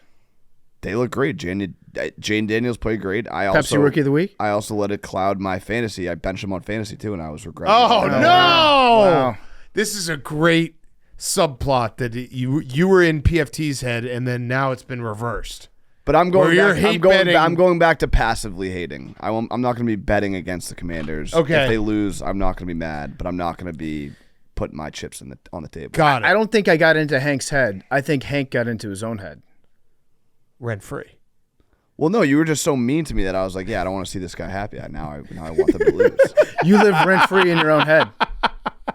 The Commanders looked very good today. They did. You get credit for killing bad teams. Yeah. They did. The defense looked pretty good too. Everything we needed a get right game because we'd looked real bad over the previous 3 weeks. So now I get a bye. Now I get a stress-free week of football, which I'm looking forward to. Yeah.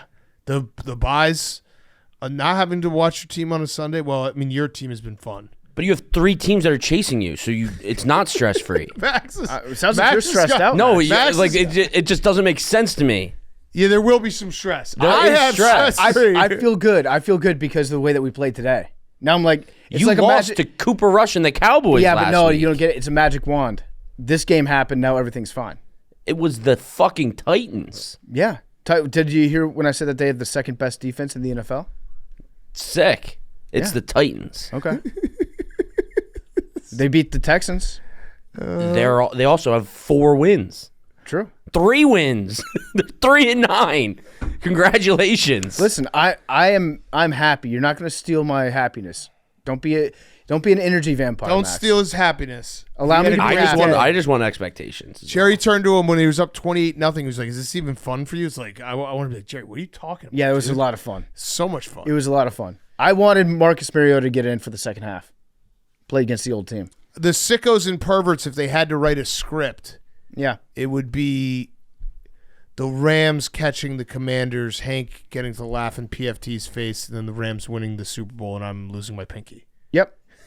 Honestly, I like that. I like the sound of that. Not from just an entertainment aspect. Pretty good work. Pretty good work, scriptwriters. And the Rams beat the Eagles along the way, so that you get that as well. Yeah. Where I could just envision it a podcast where I'm like in mid-January where I'm like, Max, your team stink. The Rams beat you, and he's like, you're gonna lose your fucking pinky. Your Rams beat the Chargers in the Super Bowl. Yeah, the Rams beat the Chargers in the Super Bowl. Okay, that'll probably happen. Yeah, let's take another break, and we got 3 more early games we want to talk about. Yeah, before we get to the other games, they're brought to you by our good friends over at Aura Frames. If you're shopping this holiday season, I know that you are, check out Aura Frames. The holidays are all about connecting with loved ones. There's no better way to do that than with a digital picture frame from Aura. Wirecutter called it the best digital picture frame. It's easy to see why. You can upload your favorite pics of the family to one frame and relive all those happy moments again, or you can share big news, like a new addition to the family maybe. If that's not personal enough, you can even upload a video message to play on the frame as soon as they plug it in. So the first thing they hear is your voice and how much you love them. That's a great gift for somebody that you love. It's also a great gift if you're a troll and you want to give it to somebody with preloaded pictures of ways to make fun of them. Either way, solid holiday gift from Aura Frames. For a limited time, visit auraframes.com. That's AURA frames.com. Get $45 off Aura's best-selling Carver Mat frames by using promo code PMT at checkout. That's auraframes.com. Promo code PMT. This exclusive Black Friday Cyber Monday deal is their best of the year, so don't miss out. $45 off. Terms and conditions apply. These games are also brought to you by BetterHelp. This podcast is sponsored by BetterHelp. How do you stay cozy during the winter months? For some, wrapping up in a blanket with a mug of hot chocolate or watching a movie with family is the best way to spend the month of December. Therapy is a great way to bring yourself some comfort that never goes away, even when the season changes. If you're thinking of starting therapy, give BetterHelp a try. I've tried therapy in the past. It's helped me. It could help you. It's entirely online, designed to be convenient, flexible, suited to your schedule. Just fill out a brief questionnaire to get matched with a licensed therapist, and you can switch therapists at any time for no additional charge. Find comfort this December with BetterHelp. Visit BetterHelp.com/PMT today to get 10% off your first month. That's BetterHelp, HELP.com/PMT. Okay. Colts 25, Patriots 24. Hank. Yeah. Basically exactly what we said in the preview. It was a fun game to watch because the Pats defense is so bad. Anthony Richardson looked really good. Drake May He played well. He looked like a quarterback. He won the game. His game-winning drives, he's had 2 game-winning drives the last 3 weeks that I've been very impressed with. Yeah, and he was running the ball. He was managing the game. He didn't look like he was completely lost out there like he has against other teams. Drake May played well. I don't know. I wanted them to win. You did. Joey Sly almost hit that kick. He missed a 25-yarder. A 25-yarder by 45 yards somehow. And then, they tried to kick a 65-yard field goal. 68. Yeah. They Almost hit it. Tried for an NFL record. You guys doubled up their yardage too, and they just couldn't win the game in the end. Shane Steichen deserves a lot of credit for going for 2. Yeah, I respected that move. That was a ballsy move.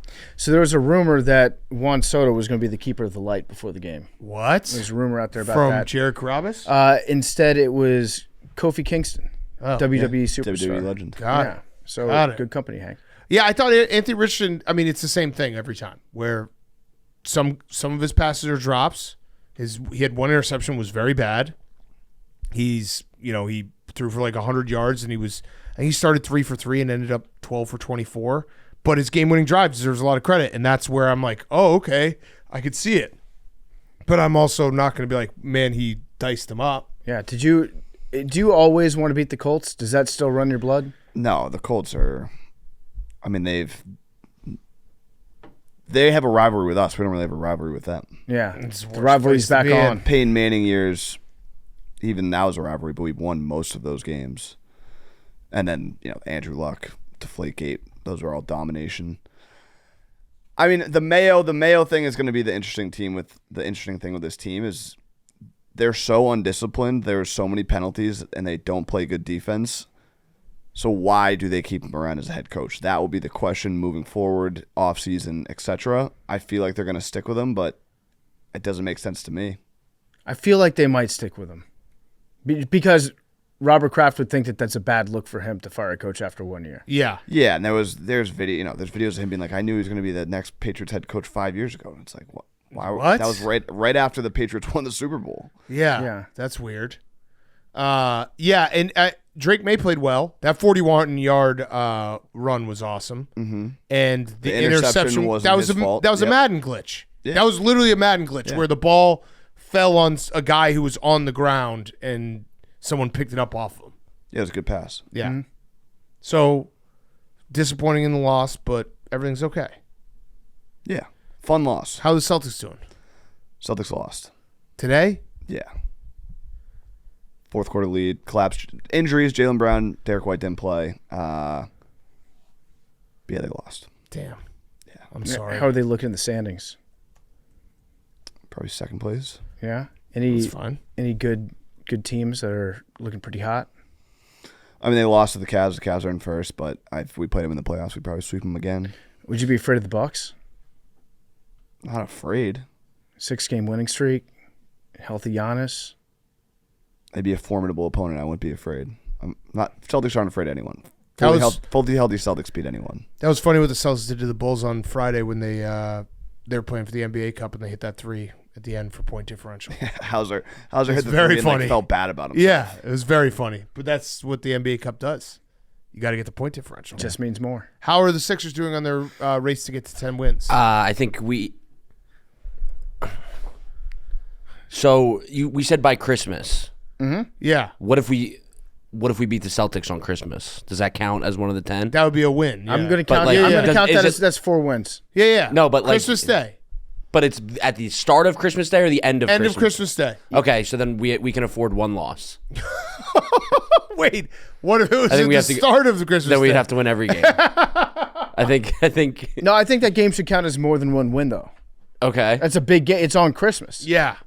So, yeah, no, it's bad. You have the opportunity to ruin Hank's Christmas. Beat the Pistons You know what yesterday. a gift that is? Wow. I mean, there's no way. Like, we might lose that game by 50. Yeah. Is Joel going to play? I want him to get surgery on his knee and just clean it up. Just clean it up. Just get the whole thing. Just clean it up. Take the year off. Oh, jeez. Wow. Cooper flag, and then we're back next year. Yeah, you opted out. You opted out. I told you I opted back in. You can't do That's it. how it works. Already opted in. By the way, the Colts, we should say. So I love the Shane Steichen move going for 2 because you got to win right now if you're the Colts. They basically their season comes down to they have a bye and then their game against the Broncos. if they can beat the Broncos, they legitimately could go to the playoffs. Yeah. Because that is the team right ahead of them. And the end of their season is Titans, Giants, Jaguars. So watch out for the Colts. It would be awesome for Anthony Richardson to get, like, I'll say this because I know I've been harsh on Anthony Richardson. I know that the Anthony Richardson fans have been like, you've been so mean. I feel like I've only said facts, but the game-winning drives against the Jets and the Patriots both have me being like, you know what? Keep running him out there and see if he can figure this out. Hank, if it was any other quarterback that won the game against you and then did the Fortnite L dance in your face, would you be upset? I don't know. I mean, when you're it's that type of stuff gets you upset when you're a good team and you're like fighting for something. Yeah. Mm-hmm. We're in tankathon mode. It's like, who cares? You did leave the room very abruptly. I mean, I had a big, which it would have been more devastating when the Celtics lost. I had a big Patriots, Bruins, Celtics because they all played today parlay that lost. Okay. I noticed that, and now you're you're fourth. You're picking fourth. Who do you want? Travis Hunter? I know you're a big college football guy. Yeah, I don't know. I gotta do some more analysis. You got to do more analysts. You do a little more analyst thing. All right. Speaking of who's picking first, You should do that. You should make a big board. Hankalytics. Drake may look good. That's all you got to keep saying to yourself.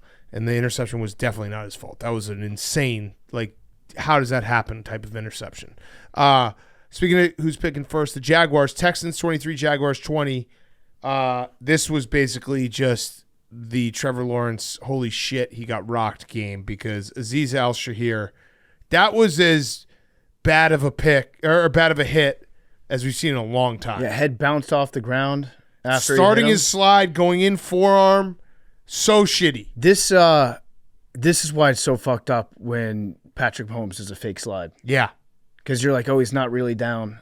And granted, Trevor Lawrence was very clearly going. He to was the ground very on much this, down on this one. Yes, it was a very dirty hit. So much so, in fact, that D'Amico Ryans after the game basically threw his guy into the bus and was like, "We don't coach that." Well, I mean, that also hurt their defense because the second half, the Mac Jones had a little bit of a comeback, made it a close game. But yeah, that was bad. And then we had the Jaguars. Credit to the Jaguars, they wanted to fight right away. Yeah, that was awesome. And then Jaguars fans started throwing shit at him. I actually think that's okay in that, given those circumstances. I agree. I also like when Azeez Al-Shahir hit him, he bounced up immediately and was like, I didn't do it. Yeah. I didn't do anything wrong. Like what? And then was greeted by like 4 sets of cleats. It looked like Biz in Scottsdale. Yeah. They all wanted to fight him, which it was good that they all had his back. He got boot fucked. Yeah. That was a bad hit. It was a bad hit. And I still don't really believe in the Texans, but if they're going to win football games by just feeding Joe Mixon, then I think that they're a pretty good team. Yeah, but they're still like, I've got my doubts about him. Yeah, he iced out that game. Their offense looked a little bit better because they didn't. C.J. Stroud had time for once. Yeah, he only got sacked twice. They didn't have a ton of penalties. Their defense is what was bad in the fourth quarter. When Mac Jones was bringing them back. I was actually shocked when I tuned into this game and looked at the screen for the first time that Doug Peterson is still their coach. Oh yeah, I was surprised. I knew he hadn't been fired yet. But is he the most pre-fired person in NFL history? Yeah, I think Shad Khan was just like, I don't really want to do this right now. Yeah. Like, I'll just wait till the end of the season. Why even do this? Yeah. Hank, what just happened? Your eyes got real big. Matt Collins scored a touchdown. Had him anytime touchdown score. There we go. Because of the no shoes? Because of the no shoes. Yeah. No shoes. Yeah. He's a dog. The Bills are fucking good. We'll talk about that game when it ends. By the way, Max has reached his ADD portion where he just stuck a quarter to his head for like 5 minutes. It's very weird. Yeah, I don't believe in the Texans either. Yeah. And the Jaguars. He's changing his mind. Sit Trevor Lawrence for the rest of the year.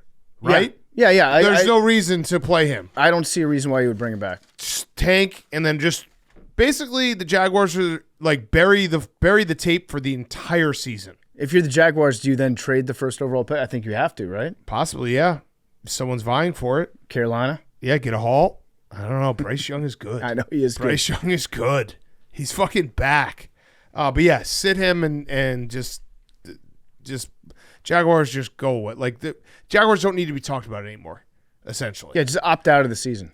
We should opt out of all Jaguars discourse. Who do they play? Any meaningful games? Do they have any meaningful opponents left? I guess the Colts, but no. Oh wow, Jaguars. We're opting out of the Jaguars. Who do we have? Officially?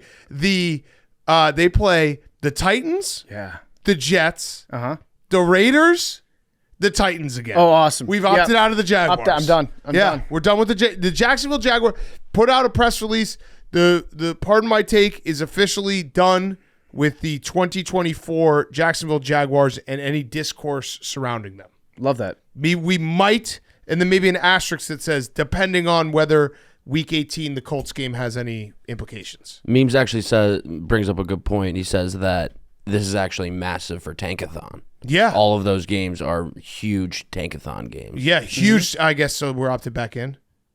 We'll update Tankathon in lieu of doing the Jaguars recap. Yeah. Correct. Yeah. That's We'll good. just do a Tankathon segment. Draft talk. That's when we'll talk about the Jaguars. Yeah. We will officially stop doing game recaps for the Jaguars games. We'll just have it be the Tankathon games. I like that. Okay, last game of the early slate. Seahawks 26, Jets 21. Memes trying not to give eye contact. This was... Memes, where do you want to start? This was one of the greatest first quarters of all time by any football team ever. Okay, because I didn't know if you wanted to start with that, where the Seahawks had 2 fumbles on kickoffs and also gave up a 99-yard kickoff return. So they were down so fast. So they were down so quickly. I thought maybe you wanted to start with the fact that Geno Smith was playing the Jets. Mark Sanchez was calling the game, and then someone pointed out that and Tannenbaum is doing the coach search, and it's like basically the gang is all back together. Yeah, no, we're the circus. Yeah. Circus came to town. But yeah, that was an incredible start. Incredible first quarter. Probably that's up there with the Mike White game from Week 8 when we beat the Bengals. Yep. I lost my train of thought. How good the first quarter was. How good the first quarter was. Incredible execution. Devontae Adams, Aaron Rodgers, slinging it. Thought we just needed a bye to get going. I thought the season was saved. And then he overthrew Garrett Wilson in the end zone. Yeah, was a bad one. What happened after that? It was a sad and then one. it was a pick six to Leonard Williams. Where did he play? Where did he get drafted? There was a bridge team in there. But where did he get drafted? Yeah, originally. He was really good when he was a rookie, right? Where did he get drafted? The Jets. Oh. Yeah. So Geno Smith, who got drafted by the Jets? He did, him too. But and Mark Sanchez got drafted by the Jets, who's calling the game? There was a bridge team for all 3 impact players for the Seahawks. Who did Geno Wait, play who's the for? third impact player? Julian Love. Oh, okay. He caused a fumble on Brees Hall. And they were all on the Giants in between. Oh, okay. What did you make of the news coming out before the game that Aaron Rodgers is unlikely to return? I was like, all right, we'll move on. And then that first quarter happened. I was like, all right, let's just run it back. Restructure, run it back. Yeah. Yeah, what about... He did say he's in the best shape of his life physically. I should change that. He said he feels the best that he's ever felt physically in his life. Feels the best he's ever felt physically. And this is a man who's done a lot of awesome drugs that make you feel really good physically. So it makes sense based on that first quarter. And then you saw the deterioration throughout the game when he overthrew Devontae Adams on that 4th down. He overthrew Garrett Wilson.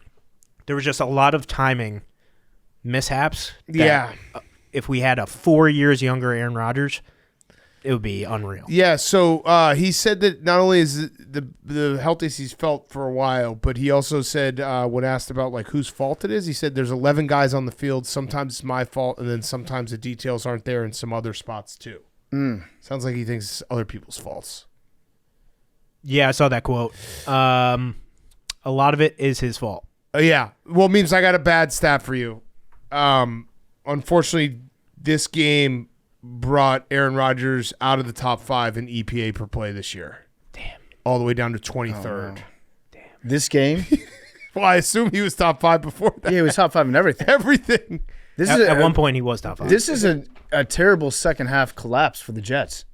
Yeah. After their offense started the season off looking so good. Yeah. Yeah, you guys just keep bringing up bad stats. All right, Memes, I got something that will maybe cheer you up. I found a bad stat, and then it ended up being, it was basically like call the ambulance, but not for me meme, where, the guy pulls a gun, because Aaron Rodgers has not thrown for 300 yards in 34 games. And then I went to look it up, and obviously the last time he did it was against the Bears. Yeah, Week 13, 2021. So call the ambulance, but for me.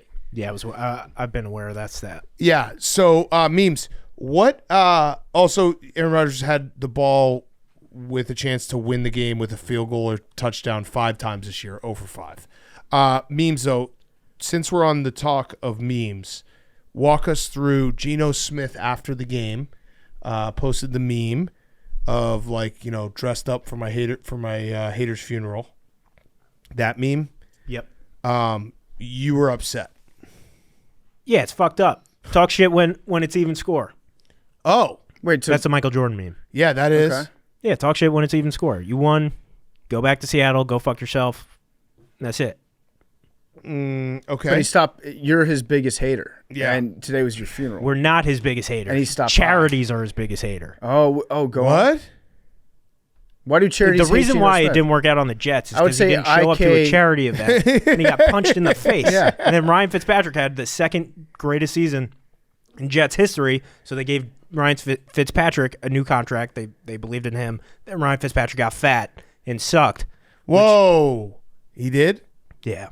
Because he held out for more money, which set a ripple buy more effect food. to where we are now. So Geno Smith not showing up to a charity event set the Jets back 10 years to this moment. Okay. And we're sure that he did not show up to the charity event. That's exactly what happened. He bought him a plane ticket and Yeah. he just didn't show up. And Yeah, punched him in the face. memes replied, "Hey Gino, respectfully go fuck yourself." He's a bad guy. Seems like you're not happy. Would you like him to be the next Jets quarterback? No. Good question, Max. So, given the opportunity, you would say no to Geno Smith. No. I don't think you're in a place to be able to do that. Yeah, Yeah. I think so. I mean, I We've got think a you're gonna have to list. say yes to Gino. Kirk Cousins, you would say yes to him. I think you'd probably say yes to Derek Sam Carr. Darnold, he Sam said yes Darnold. to. Yeah. Yeah, Derek Carr, I think he's a free agent, or he's going to be out of New Orleans probably next year. Yeah. Derek Carr will be a wild ride. Oh Like, my a god. wild ride. What a wild ride. We got Derek Derek Carr, Carr. boys. Yeah, Derek Carr. I'd do Derek Carr. You would. Yeah. You would wow. do Geno Smith. No. Yeah, you should not say after yes. that. would. No, You should don't. say yes to Bad Geno guy. Smith. No, bad guy. You should say yes to Geno Smith. You love memes. You literally That's true. love memes. He's a bad guy. You're jealous, I think. Of what? He memed you. Yeah, exactly. He used your weapons against you. That's a good point. That's why I brought it up, because I was like, oh, memes got memed. He's got to be pissed about Yeah, this. but do it before the game. Everybody talks after. You can't do that before the game. Yeah, be a man. Yeah, Be- but be a man it guy. doesn't make Be a man. sense before the Do it game. before Yeah, the that game. doesn't make sense before the game. If they're your biggest hater, talk your shit before the game. But that's not the funeral. Yeah, he killed them. He would. So we're all black going into the game. The Jets were all black today. That's true. How'd you like those uniforms? I love those uniforms. Aaron Rodgers looked very, very depressed in that uniform. Yeah, He he wore looked that, like a- wore a- that turtleneck. Yeah, he looked like a French painter from the 1700s. Yeah, he should just retire. Well, so Go he do wants drugs. to play next year, I think, but according to the Jets, he's not going to be back. I've got just something I'm going to toss out there because to me it makes sense. Aaron Rodgers on the Rams next year. What happened to Matt Stafford? Jets. Matt Stafford might retire. Okay. I don't hate it. I feel like he would want to play for McVay, and I feel like McVay would look at him and be like, "I've done it before." People are saying Aaron Rodgers Titans. Aaron Rodgers Titans He another has a good house in Nashville. Another And that good one. does feel like he would be, that kind of fits his vibe. one. Yeah. I feel like he'd do some, he feels like Nashville. Well, think about it. So he got close to Woody Johnson because of the vaccine, right? Mm-hmm. To try to bring down the Jets from the inside. He might make his next mission to destroy the entire state of California. Ooh, that's true. Yeah. That's true. As for the Seahawks, they are in the lead for the NFC West, and I'm starting to believe. Yeah, again, I can't figure the Seahawks out at all. Their It's goal not- line offense is so frustrating. It's not even week to week. It's quarter to quarter. Yeah. No, this was the beginning of this game was just a comedy of errors Yeah. for the Seahawks. And I don't know what, I think they probably got to get Laviska Shenault not returning kicks anymore, because the second fumble where he almost fumbled and then fell down and then just threw the ball. Mm-hmm. They are hard to figure out. And they had like that goal line offensive set where it felt like they ran 100 plays and they ended up on like the 20-yard line. Yeah, so what's the Seahawks schedule here? I think they still have a lot of NFC West, right? I think they have to play the Rams and Cardinals again at least. So that should be – they should duke it out, figure this whole thing out on the field. I got them at 2-3. 2-3? 2-3 in their next 5. Oh, no. So that's probably not going to the playoffs, right? I don't know. 2-3 in their next 5 is going to be tough. Their 2 wins are against the Cardinals and the Rams. Oh. No, they're going to beat the Bears. I don't know why you would say that as a loss. They do have a tough schedule, though. They needed this game today. That was a huge win for them. Yeah. Packers, Vikings, both at home, and Cardinals, Rams, and Bears. They should probably beat the Bears. Although that might be of the Bears' last win or next win. Next and last win. Yeah. Both. Combo win. All right, so Memes, what are we looking at Tankathon? Yeah, but first overall pick. You think you can get the first overall pick? We are the anti-Chiefs and manage to lose every single game. Doesn't matter how. We just figure out a way. Yeah. You have 3 wins. Yeah, you're not getting the first pick, buddy. Why not? Because the Giants, Raiders, and the Jaguars, one of those teams is not winning another game. Maybe the Giants. You're not getting the first pick. Are you taking a quarterback? There are no quarterbacks. What do you mean? Shador? No. Cam Ward? No. Carson Beck? Oh, I found his Georgia. You don't want that. You don't want that, Memes. You don't want that, Memes. If you look at Carson Beck, this is tall, great. big arm, kind of stupid. Great. There's one of those in the AFC East right now. Oh, stop it. Stop it. Don't do that. Who are you talking He's talking about Josh Allen. He's saying Carson Beck is Josh Josh Allen. Allen? That's insane. Not the athleticism of Josh Allen, but those. Wait, But tall and stupid? Stupid? Josh Allen's not stupid. There used to be a meme that it was just like if Josh Allen wasn't stupid, and it would just be like highlights of Tom Brady. Josh Allen's not stupid though. He's actually. You guys Did you said he'd watch- go full Josh Allen. Yeah, he goes crazy. He goes crazy. Crazy's That's totally different than different. stupid. That's not stupid. No, No, there's a big no, difference no, between no, being no. crazy rocks. Stupid Josh Allen is yeah. Yeah, when he goes full Josh Allen, he's like, I'm Josh Allen. I can do anything. Yeah. It's not really stupid. It's just like too much confidence.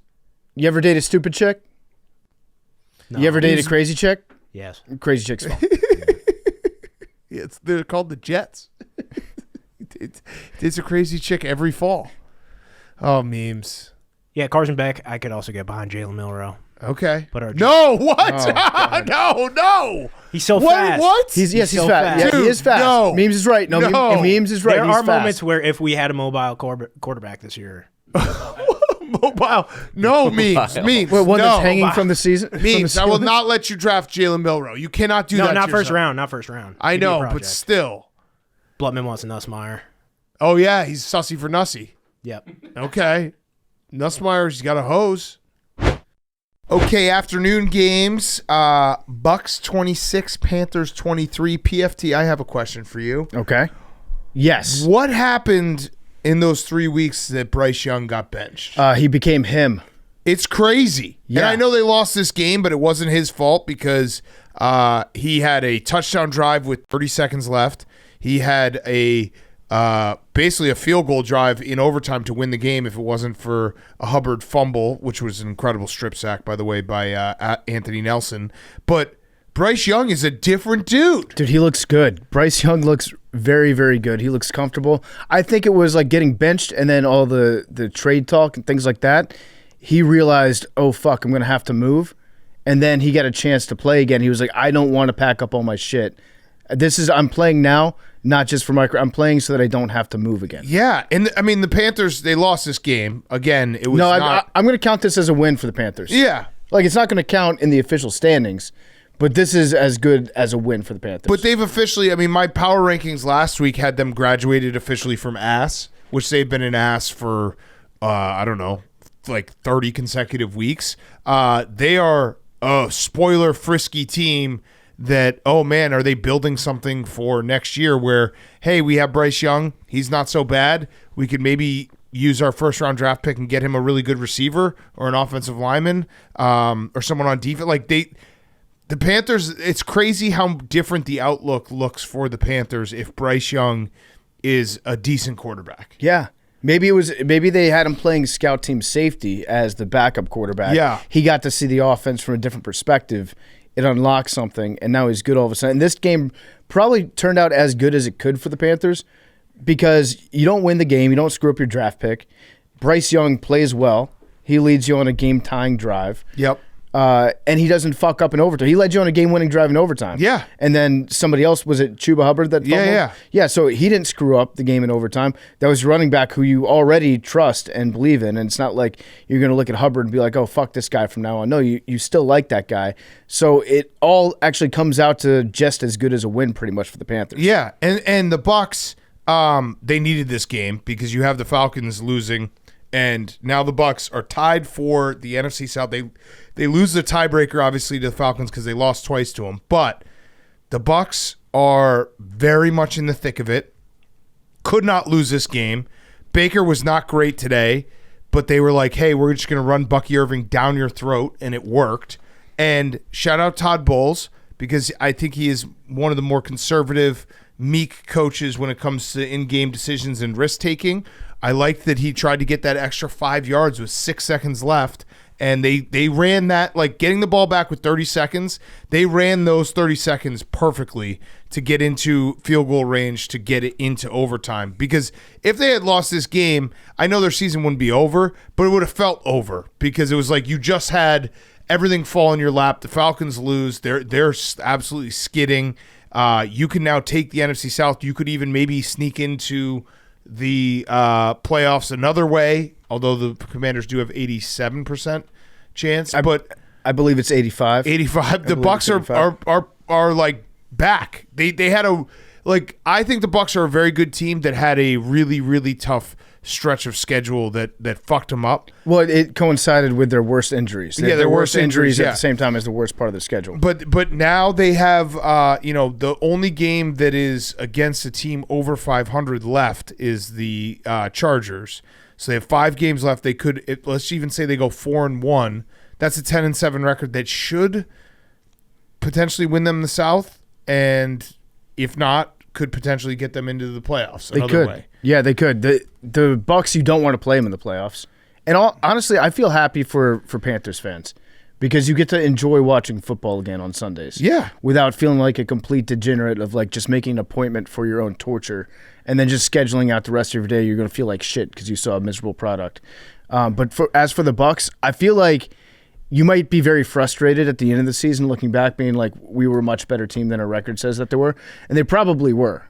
I think no matter what happens, I feel like the Bucs, by the way that the injuries happened to them, and even through the injuries, they kept playing well. Yeah. But if it weren't for those, then you can definitely point back and say we should have won this division if they don't. Yeah, the Falcons' overtime loss was the one that they'll look back and be like, how did that happen? Because that game could end up deciding everything. But I'm a believer in the Bucs. I'm a believer in Baker Mayfield.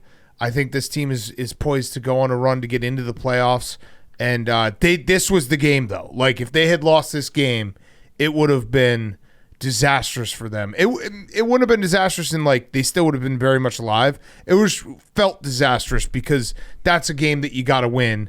And they have the Raiders coming up, and you got to win that one, too. And then you're going to be looking around and being like, hey, we're okay. Like, we might actually win this NFC South because I believe the Falcons have a tougher schedule because the Falcons play the Vikings next. It's pretty much a coin flip between the Falcons and the Bucs to win that division right now. And then I'd say a pretty high likelihood that second place in the NFC South is going to get in over an NFC West team. Wait, no, PFD. If the Falcons get in, you're out. There is no NFC. You're the team. How do you figure?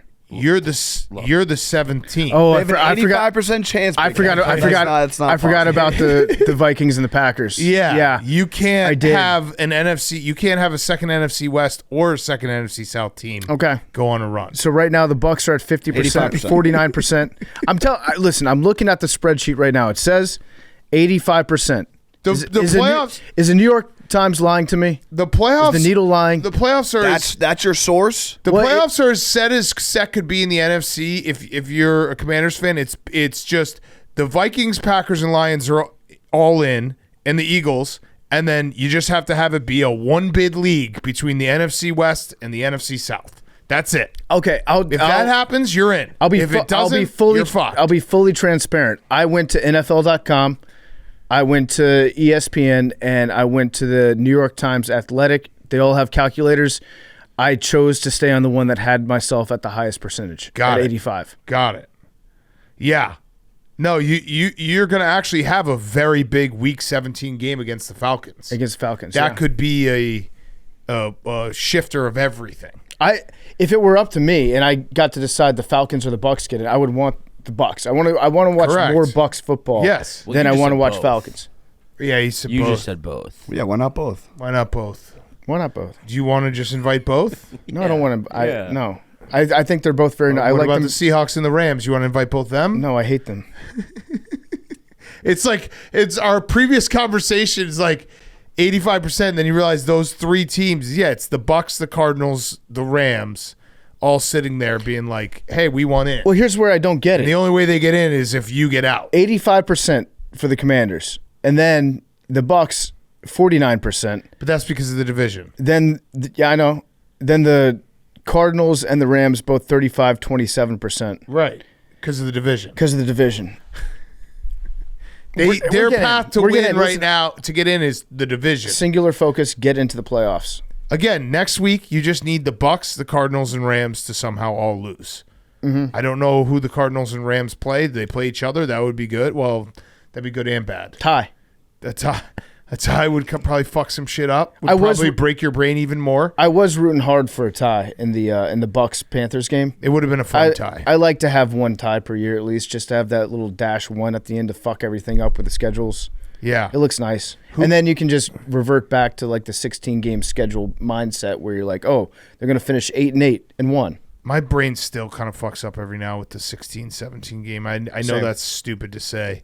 Cardinals play the Seahawks and the Bills play the Rams. The Rams play the Bills. So you could get double losses there. All right, let's go double loss. The Bucs play the Raiders, though, so that's probably not going to be a loss. That's okay. But the Falcons play the Vikings, so that could be a loss. That's good. Yeah. The disaster for next out. week is if somehow the Falcons, Bucs, Cardinals, and Rams all won. You know what you should do is you should parlay all four of them. It's going to work out. Just as like a like anti. Don't lose the bye week parlay. Yeah, don't lose the bye week parlay. Just bet all four of those teams to win. So if they somehow do, you at least won a huge bet. Listen, we control our own destiny. You do probably control your own destiny. Yes. Yeah, you definitely if we went control out, your own destiny. That's all you can ask for this time of year. Yeah, you control your own destiny. Don't lose a game that you shouldn't. Don't lose a game you're not supposed to lose. I don't plan on it. That's really what it comes down to. Because aren't your games besides the Eagles pretty easy? Saints, win. Falcons, win. Thank you, Hank. The Eagles. That's a toss-up. Cowboys, win. Well, yeah, you can't say that. You can't say it anymore. Revenge. Just don't lose a game you're supposed to win. I won't. Actually, you know what you should do is you get the Saints are a must-win. You have to win that game. If you beat the Saints, I think you'll be good. The Saints are a must-win. The Saints are a must-win. Yeah, because if you lose the Saints game, you're in deep doo-doo. Yeah, then we got to beat the Eagles. Yeah, right. Yep. Yeah, Saints are a must-win. Must-win next week or 2 weeks from now. But yeah, the Bucs. I agree with you. I'd like the Bucs to be in the playoffs. They're fun. They'll cause some havoc. Also, the Bucs. If you go off the BCS model, the Bucs do have 2 very good wins because they beat the Lions and the Eagles. Yeah.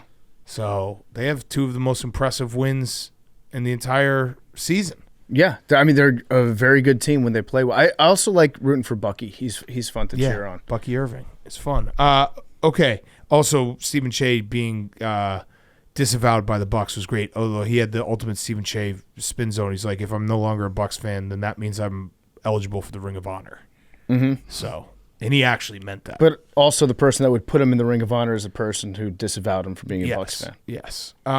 Okay. Rams 21, Saints 14. I feel like this was the end of Rizzy Ball. We had the first half where the Saints defense was flying around. The Rams couldn't do anything. It was actually the first time that Sean McVay's been shut out in a first half in his career. And then Matthew Stafford woke up, and so did Kyron Williams, and he started throwing darts everywhere. And Rizzy Ball is maybe dead. I feel like as Taysom Hill goes, so goes Rizzy Ball. Yeah. And so he got hurt. He got carted off. Hope he's okay. But that's really Rizzy was leaning heavily into just using Taysom all the time. Yeah. And yeah, you're not going to be able to do that now. And I feel like the Saints without Taysom Hill and Rizzy as the coach, to me, are the exact same team as the Saints with Taysom Hill and Dennis Allen as the coach. Yes, I'd agree with that. Just kind of not fun and boring. Also, Florida State has one victory this year. Jared Verse should win Defensive Rookie of the Year. He's a beast. And he ended this game. No? Cooper DeJean? Quinion Mitchell, yeah, that's true. And Cooper, but they'll split votes. They will probably split votes. But the Rams are back alive. Yeah, very much. They needed this win badly. And it looked in the first half like they weren't going to get it. And I have no idea what's going to happen in that division. It's just a logjam.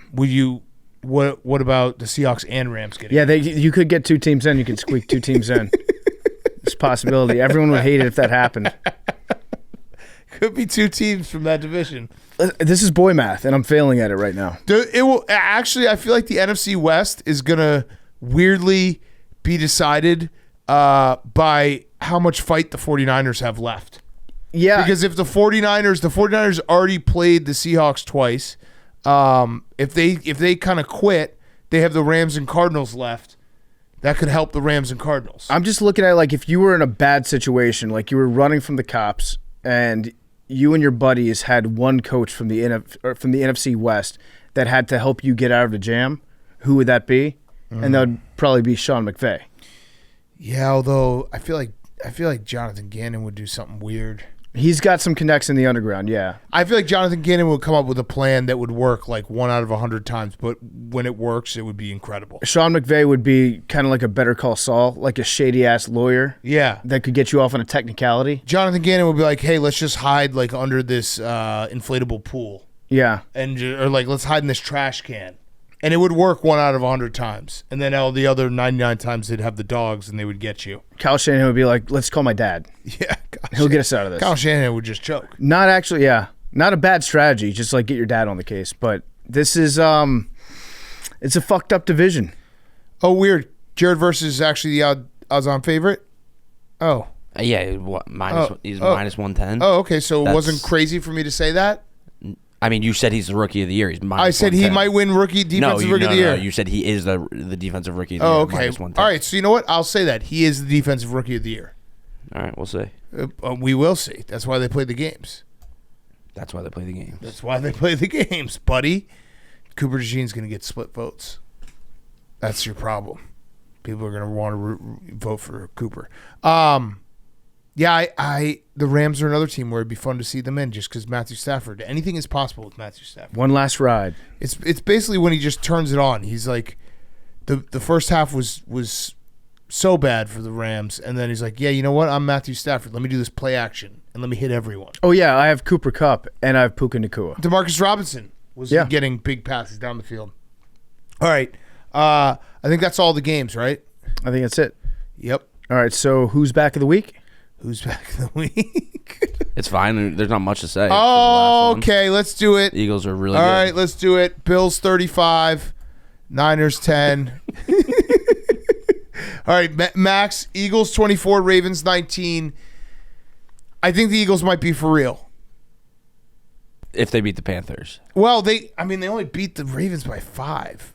Yeah. It was a close game. Max was so mad at the end. He's like, I don't want them to score so people will think it was close. Yeah, you want it to be double digits. You wanted the casuals, the box score watchers, to be like, hey, yeah, we beat them 24-12. People who read the newspaper for their scores.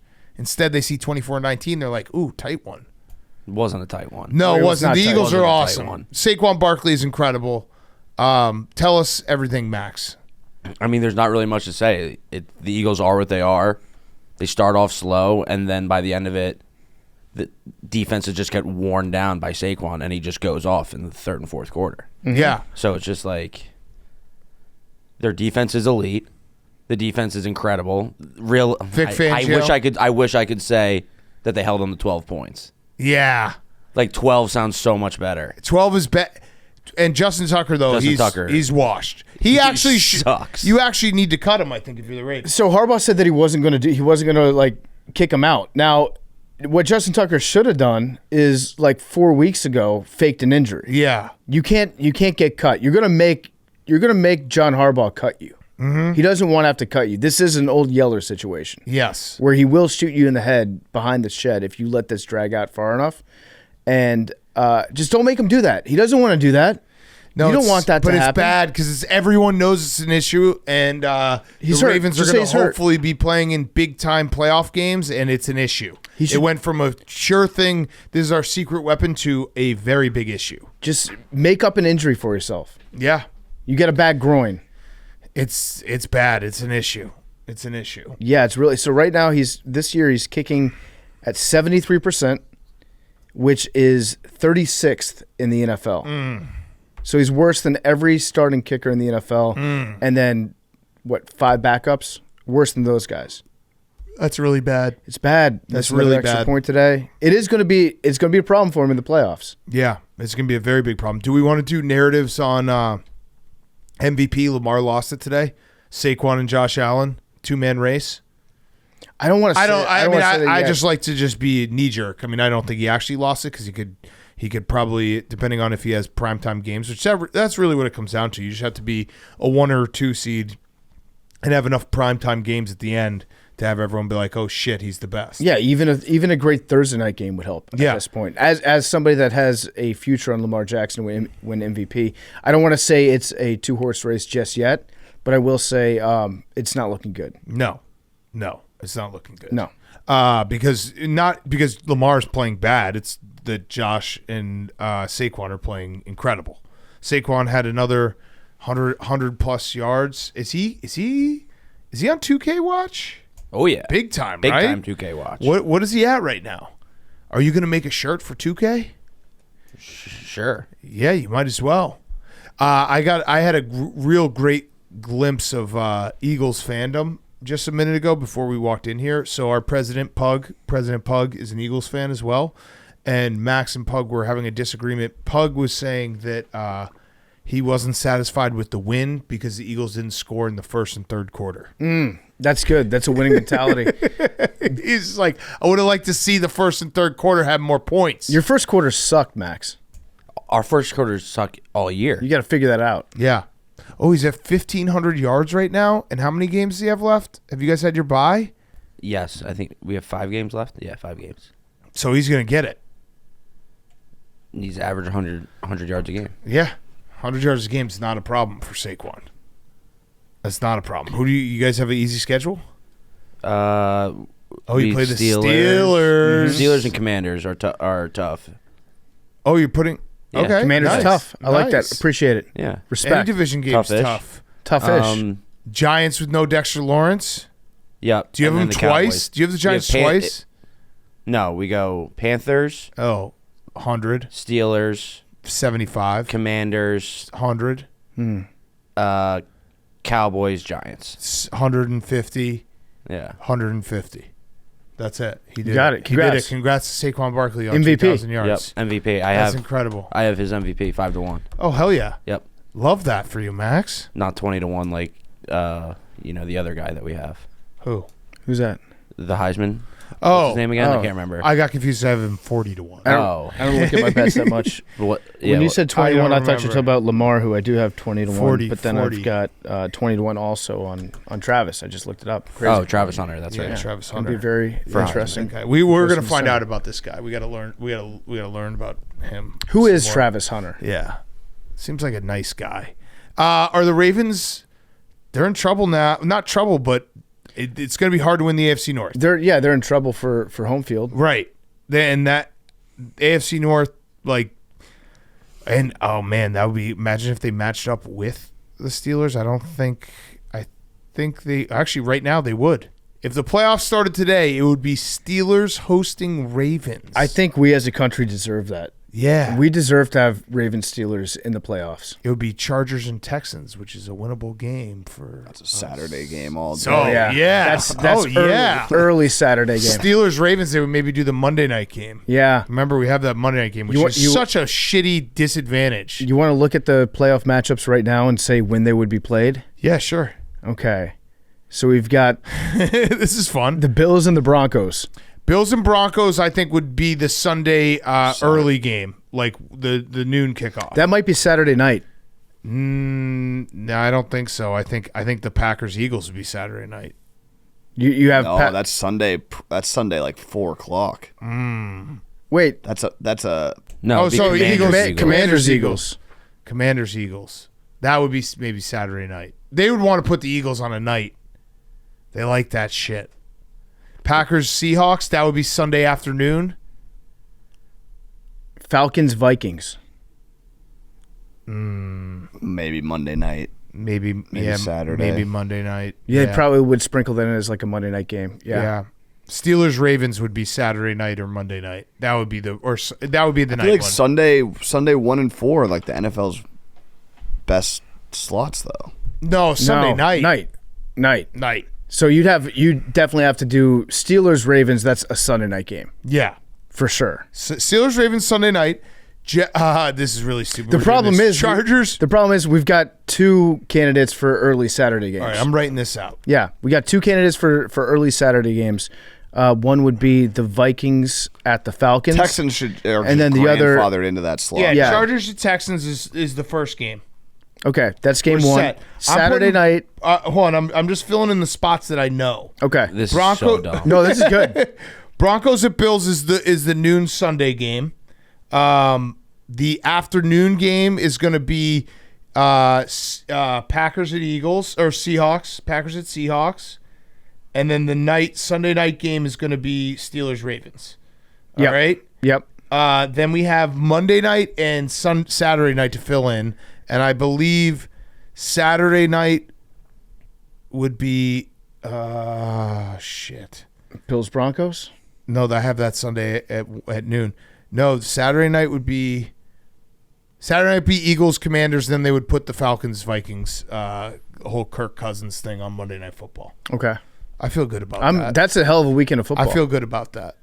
I'm excited for Wild Can't Card wait. Weekend.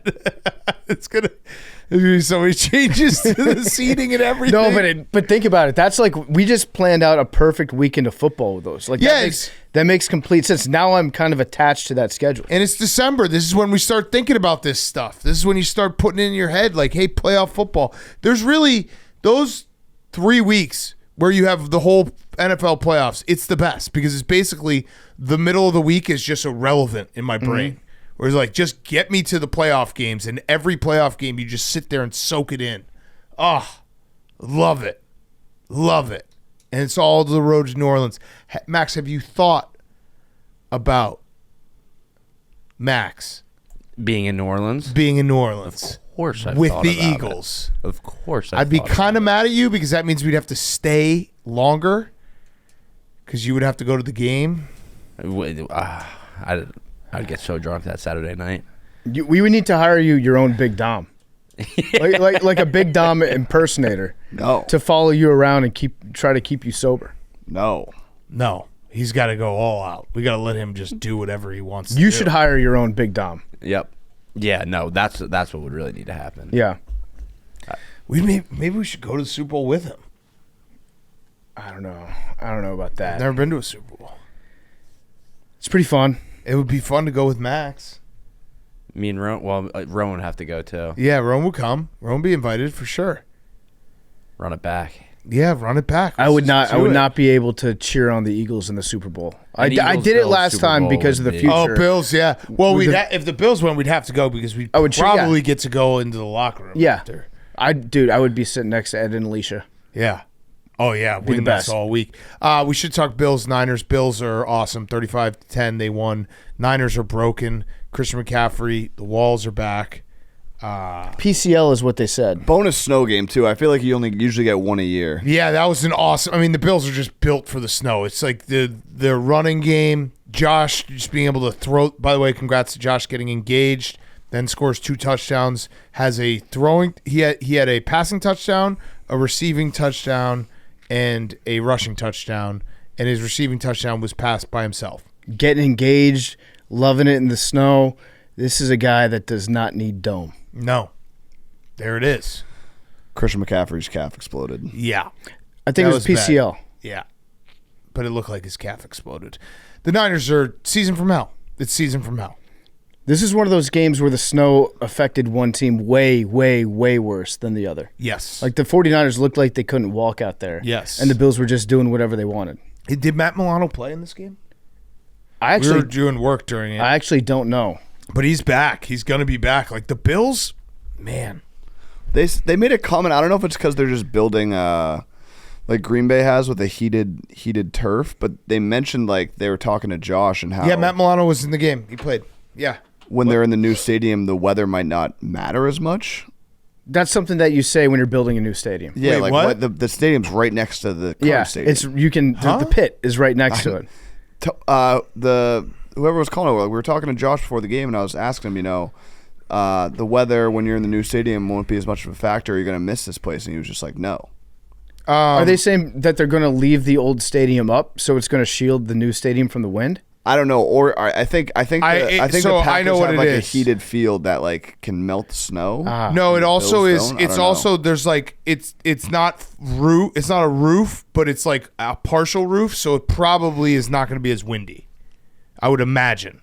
Like if you look at it, it looks like half of the stands have a roof over it. Oh yeah, from So the it lake. definitely That's on the won't- lake side. It definitely won't be as windy as the old stadium. They should just keep building new stadiums just in between all their old stadiums until it's 100% insulated from the wind. You ever seen that picture where they're? I think it was 4. I think there was 4. All 4 of the Milwaukee Bucks where they played were all like up at one point. What do you mean? Like the Bucks played. Can you look this up? The Milwaukee Bucks, all 4 of their stadiums. So they built their new stadium before they demolished the old one. Yeah. And then the one they played in like 50 years ago was like an auditorium that was across the street. So it was like all of their history was all within like one block. That's pretty cool. It was pretty cool. It was a cool picture. I don't know if you can find it. You didn't really. What did you search? Just Bucks Stadium? Bucs Stadium history. No, all 4. Pug was so good at this. Maybe you Pug. I mean, was this is awesome. Pug this was is an good. impossible fucking. All right, act. let's see if I can Pug find accomplished it. that Bucks, feat all no less than 5 4 days ago. stadiums in one picture. Milwaukee. Maybe it was 3. It might have been 3. I don't know. I saw it once and it was fucking cool. Here. Oh yeah, Yeah, there it is. 3 NBA arenas all in a row. Yeah, that's pretty cool. And I think the 4th was like an auditorium across the street. It's pretty cool. I like that. It's like the evolution poster. Yeah, isn't that cool? I'm happy that we stopped for that. All right. Good job, Max, for finding that. Yeah, good job, Max, for finding that. Roback question before we do Who's Back. RHOBACK.com, promo code TAKE, 20% off your first purchase. Q-Zips, polos, hoodies, joggers, shorts. Roback.com, promo code TAKE, 20% off your first purchase. Let's do Week 13. We're in December. Super Bowl matchups around the room. Memes, would you like to start? Give it to us. Super Bowl matchup? Super Bowl matchup. When we're Week 13. We haven't. I don't know if what our preseason predictions were. Remember when Max picked he made fun of me for picking Vikings over, or no, you picked Vikings under, and I said, You made fun of me for picking Vikings under. Correct? Yeah, and I'm still waiting for my Did you take apology. I'm still waiting for my apology. Did you take it? I'm still waiting for my apology. I did not. We're in California for Grit Week, dude. Memes. I'm going to go Ravens, Vikings. Oh, I thought he was going to go Jets. He should have gone Jets. Yeah, that is gross. Purple. Why would you do that? Ugly Super Bowl. Why would you? That was a vibe killer. Darnold. He's Darnold guy now. All right, Hank. Vibe booster. Yes. Lions Bills. Yes, Yep. that's mine. Yep. That's mine. Bills Lions. You got to just think about what, like, I am a neutral party in New Orleans, and what do I want to see? Yes. And it's Bills and Lions fans Yes. just taking over Bourbon Street. Sneaky backup to Bills Lions in terms of fan bases. Lions Steelers. Steelers fans in New Orleans would be all time as well. That'd be something. Yeah. Yeah. I mean, Bills Lions. Okay. That's it. Maybe Chargers Lions. Oh. Chargers real good. Hank would be Arthur meme. I'm gonna go with best thing for Barstool, Eagles Steelers. Oh. Steelers. Wow. Then we would have to go to the game. No, actually, no. We would be streaming. Yeah, we would stream. We'd stream back here. That would actually be great because then we'd come back. I mean, if it's Bills Lions, I think everybody's happy except for You're not going to let Max. Jerry go to the game? That's like a once in a lifetime stream. Eagles Steelers would be Eagles such a good Steelers. stream. Put Gruden right in between the two of them. I think Jerry would quit. I don't think he has an option. I think he'd quit. I think he'd be like, I'm going to go work for Mr. Beast. No, he could go to the parade. I don't know. The Super Bowl's also like Dave's gone to all the Super Bowls. Yeah, Max that's went to the last true. Super Bowl. Max, did you like going? Like, would you rather watch it on TV? No. Would you, Max, quick question. Would you like to go to the Super Bowl? Yeah. That is crazy. I don't know, for a loss. The loss sucks, but like I need to be there for a win. Yeah, that's true. Like you get like Hank fucking brags about the how many fucking after parties he's been for the to. after party. Greatest nights of my life. All right, Yeah. so Or the Celtics parade. Yeah, Jerry would. I think we'd have to like Hannibal Lecter, put him in like a mask and like a gurney thing. No, you So, guys. We would have keep to him- stream in New Orleans. Yeah, probably. They would have to go to the game. You guys should just go to the game, and I would just want to watch them. Like I'd want to be We're like 15 just- rows behind them. Yeah. We're just saying things this show like they're fact. We're just we're scheduling out the first weekend of the NFL. We're scheduling what we're gonna do if Eagles Steelers play in the Super Bowl. Yeah, dude. Let's just go. It's Let's called just watch it. It's called using your imagination, Max. Let's just watch it.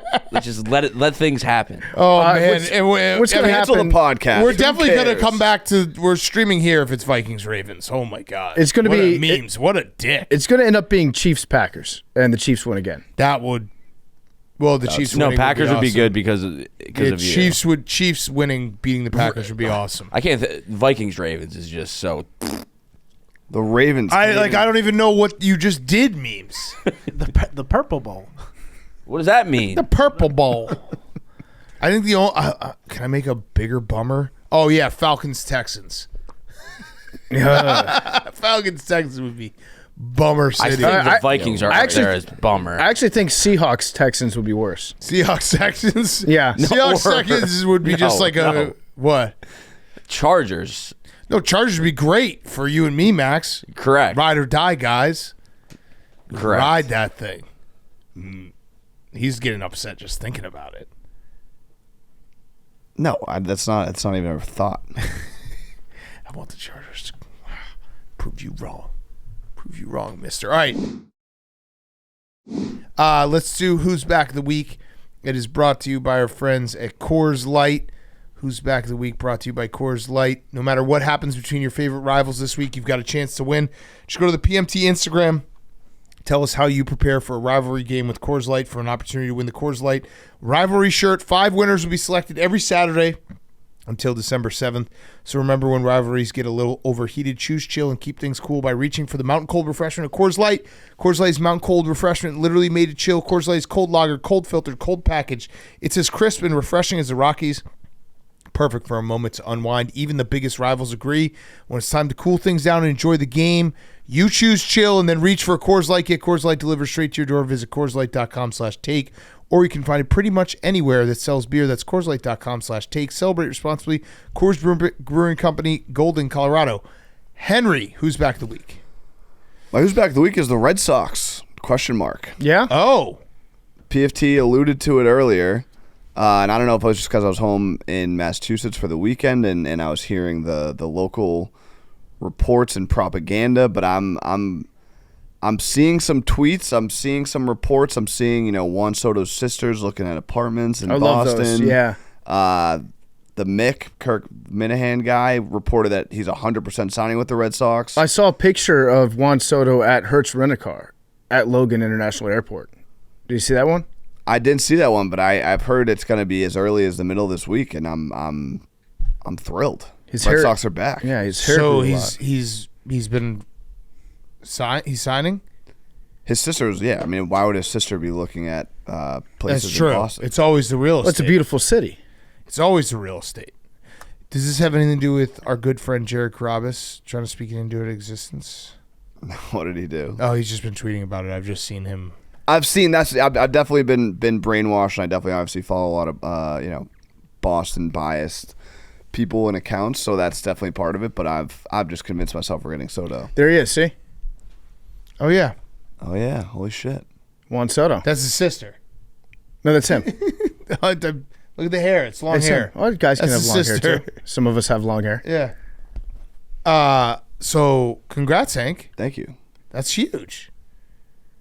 Yeah, I'm excited. I didn't even think we were going to be in the running, to be honest with you. So the fact that we got him, You're in the is conversation. great. Yeah, Yeah. big stuff. Okay. PFT. My who's back of the week is rivalry trophies. Yeah. I Did had you guys this, see? yeah. Did you guys see the news coming out of UMass? Yes. So UMass and UConn, they play their rivals, bitter rivals. Hank, you know just as well as anyone. There was a trophy that was made for the rivalry game, and I don't even think kids from UConn or UMass care about this, by the way, which is the funniest part. so after the game, they did not present the rivalry trophy to UConn. Is that correct? No. So apparently the initial report was that UConn refused to accept it. And then Jim Moore Jr. was like, that's not true. We wanted it. They wouldn't give it to us. So now it's Jim Moore Jr. said he was looking for the trophy after the game. Yeah. And they were told to get lost. And then UMass just put out a statement saying, regarding yesterday's football game and fan interest in presenting a trophy to the winner, prior to the game, the two schools had not discussed awarding the trophy to the winning team or using the trophy in general as a symbol to our long-standing series.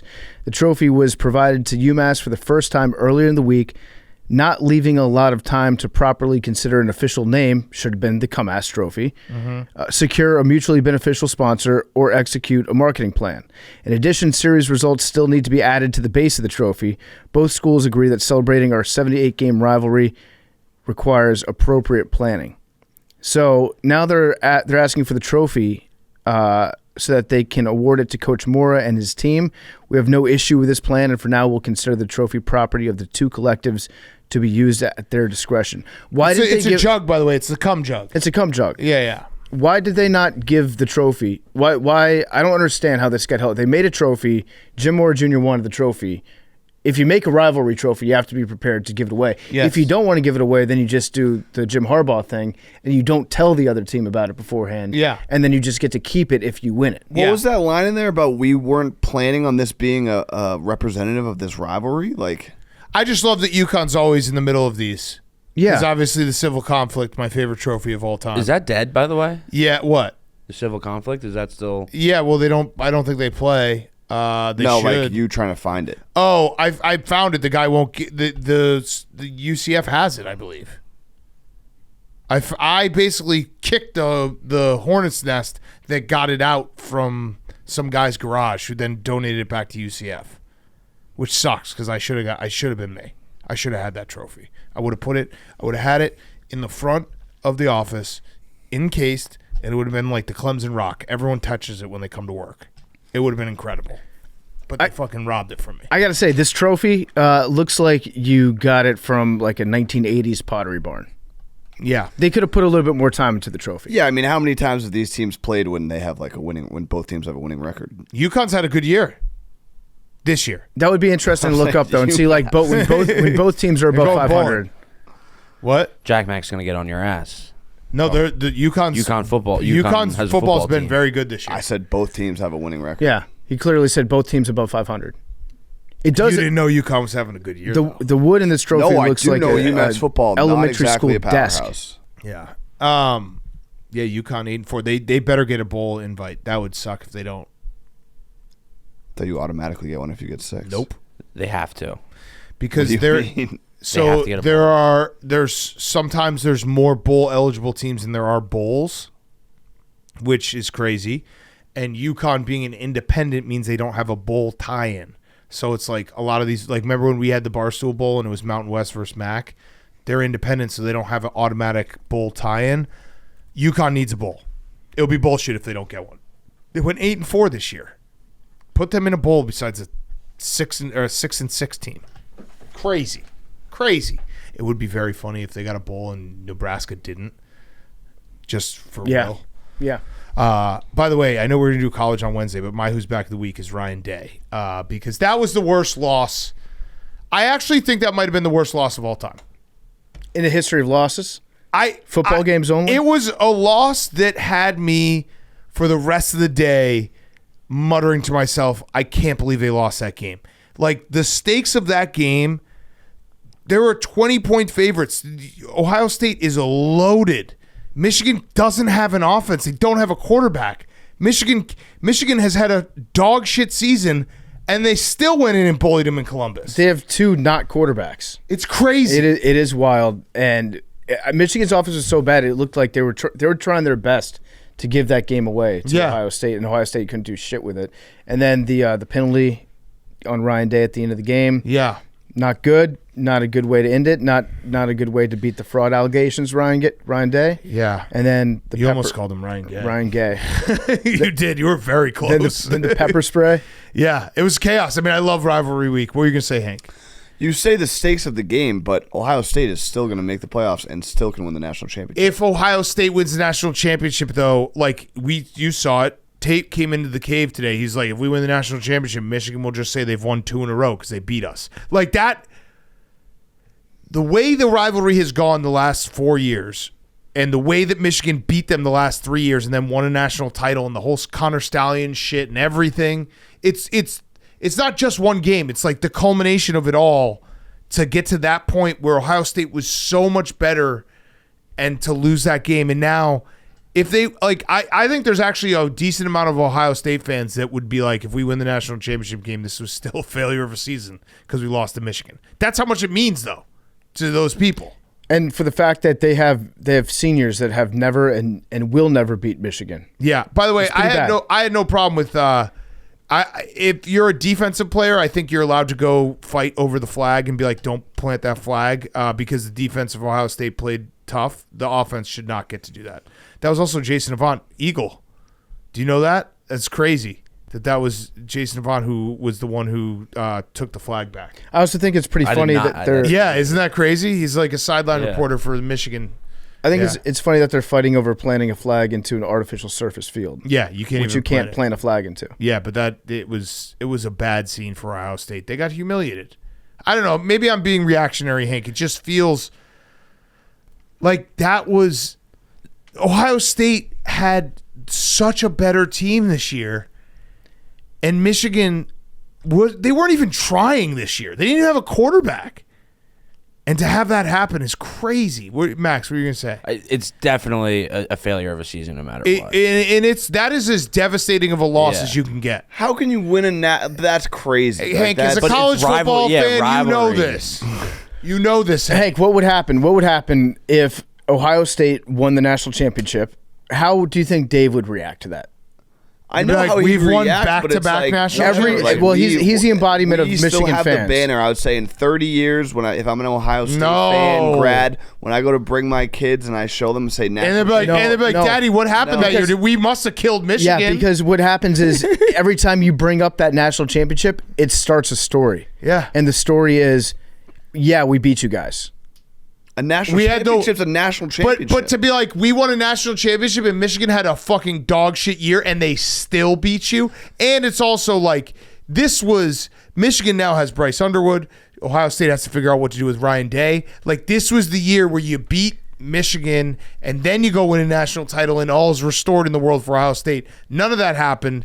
The Syracuse QB going off, too, was fun. Oh, yeah. Kyle McCord was so awesome. I think they would still love to win a national championship. Oh, for sure. They'd be very happy with it, but they also wouldn't feel as sweet. They also know that every time they bring it up, they're inviting Michigan fans to be like, we beat you. It would not feel as sweet. Preseason, if you ask Ohio State fans, say you can win a national championship to lose to Michigan, they're saying no. A lot of them would say. Tate literally, he said that before the season starts. He's like, they had to beat Michigan. Beating Michigan is more important than winning a national championship. That's why college football is the best. Yeah, I mean, it makes no sense to me, but... Do you think Dave is rooting for Ohio State to win the national championship now? He might so that he can say I think he's rooting for them to get to like the semis or the final and then lose.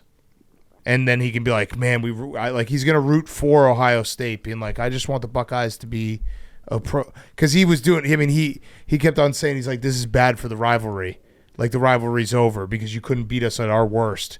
This isn't a rivalry anymore. He's like that. He was like, oh no, like, we can't have a rivalry with them anymore. Yeah, I'll say this. I respected what Ohio State did after the game was over in the same way I respect what the Jaguars did when they knocked out Trevor Lawrence. Yeah, I have no problem with it. It's good to have a little fight. I like it. By the way, Max, you weren't here, but I threw out the take, like, Ryan Day should be, when he goes to bed at night, he should just thank his lucky stars that James Franklin exists.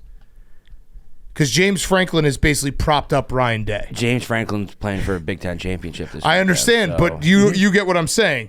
Ryan Day has not beaten Michigan in 4 years, but Ryan Day always beats Penn State, and they're like, look at Ohio State, we beat Penn State. Like, every year. It's just, that's just how it goes. But it still doesn't matter. Like, they don't care about Penn State. Like I understand. I'm saying more like Ryan Day can't win the big one. No, he beats Penn State. Yeah. And then James Franklin's like, oh, James Franklin can't win the big one. Oh no, he beats Iowa by 40. Beats everyone but the big one. Yeah, I know. Penn State in the Big Ten. Are you going to go down? I was thinking about it. I want to. I don't know. I don't know if you guys looked, but on the DraftKings app, every single conference championship game this weekend is, I think the biggest spread is 4.5. Ooh. It's going to be awesome. I think Penn State, Oregon's 3.5. This would be such a big one, though, Max, for you. This would be the crown jewel of the big ones for James Franklin. Yeah, I mean, it'd be the 1 seed, maybe. I still think it wouldn't be the same, though, because it's not Ohio State or Michigan. No, but I feel like the Big Ten championship. Hank you don't understand college football rivalries. Like Penn State championships. I understand championships. I would want to win a fucking, like, I don't care who I play in the Eastern Conference Finals or the Finals. A championship's a championship. Celtics had an easy path to the fucking championship. Who cares? It's different. Like, College is different. I would want to win a Big Ten championship, but not if it's against Michigan. Like, what? No, not if it's against It's Oregon. a Big Ten championship. No, I mean, it would be, like, I would like Penn State to win this one, but it still wouldn't. It wouldn't feel as good. Yeah. If they beat Ohio State. Penn State beat Wisconsin in the Big Ten championship. We're talking about beating and it didn't play. Hank, you don't know anything about the blue bloods. You want to beat a blue blood Big Ten big one. I guess. I kind of understand what you're saying. I just don't personally feel the same way. Rivalry week rocks. This is what the hatred is so deep. It's the best. Okay, good show, boys. Good to be back. Should we do numbers? Memes will take 71. PFT 100. What? Ooh, is 100 in there? Is 100 in there? 17. It used to be. What do you mean it used to be? The old machine? 83. It is 11. I believe it is in here. 100's in it there? right here. It's right here. Okay, all right. 99 puck. I don't even know what I said. 83. I'm changing mine. 30. 16. 21. We got to figure out. Oh, what no, Hank's no. first 30 one just was. came down. 12. Memes at 71, right? PFT? Memes has 71. Jack, which one do you got? 16. Jackson, Michigan guy. Yeah, I want to ask him a question. 90. Jack, explain to Hank. We were talking about Ohio State, Michigan, and I was saying that is one of the most devastating losses, if not the most devastating loss, like, of all time, because of what Ohio State had at stake, their team versus Michigan. Do you think that if Ohio State, like, you know Ohio State fans, right? If they win a national title, like, it's not going to be as sweet because they lost to Michigan, right? Definitely. And do you know Ohio State fans? No, let me ask you this way. Do you know Michigan fans that are like, if we beat Ohio State, it doesn't matter if we win the national title or not? Yeah. Like, the rivalry means more than the national title, which is weird, but Yes, definitely. Hank? I hear you. That doesn't make any sense. It makes some sense. It just doesn't make totals. Like, I understand how much rivalries mean. You can hang your hat on beating Michigan or beating Ohio State, but a national championship should trump that. I think for a lot of fans it does, but I think there's some fans that are like, that was the end of their season. I also think Michigan fans Like, would if I was an Ohio State say fan, that- you're devastated, but I'm like, fuck it, we got to win the national championship now. I think Michigan fans and Ohio State fans, if they hadn't won a national championship recently, then it might be a little bit different. Yeah. Where they're like, national championship is the goal, but since they've accomplished that in their lifetimes and in their recent lifetimes, then they're just like, we want to beat our rivals. Didn't they lose when they blew the game against Georgia? Who? Ohio State? What do you mean? The missed field goal? Yeah. That was in the playoffs. 2019? Ohio State won national championships, though. What year was that? CJ Stroud. Oh, so That's about it. that was 2020 or 21? 22. 22? So they lost to Michigan. They lost to Michigan that But year? if they'd won the national championship, do you think they would have been like, well, we lost to Michigan, so this sucks? Yeah, I think they not as bad as this one. This one is Yeah, I mean, This I one is the understand the heavy culmination. underdogs and stuff, but I and still also think, it's the like Connor Stallions, Michigan winning last year. Jack, where'd you watch the game? Did you was that like a game that you'll remember forever? 100%, yes. That was unbelievable. Yeah, you never thought they were going to win that game. I planned on turning it off at halftime. Yeah, and then they bullied them again. That was crazy. It also has to do with like it's now 4 years in a row. Right. So it's like they have no argument. Right. Even if they get, because Michigan just won the Natty, they don't even have that argument. Right. Mm-hmm. Right. And it feels like Ohio State is in a crisis and Michigan had a one down year and they're going to be back next year. Like, you had the moment. Here's the thing. The best part about winning a championship is that you can be like, you guys can't tell me anything. Yeah. I'm the champion of the world. And guess what? Michigan can tell them something. It's the perfect, yeah, you put it perfectly. There's one fan base that can tell you that, and it's the worst fan base. And it's the for one you. that you don't want to have anything to say. Yep. Yeah. All right. We'll talk more college football on Wednesday. See you guys then. Love you guys.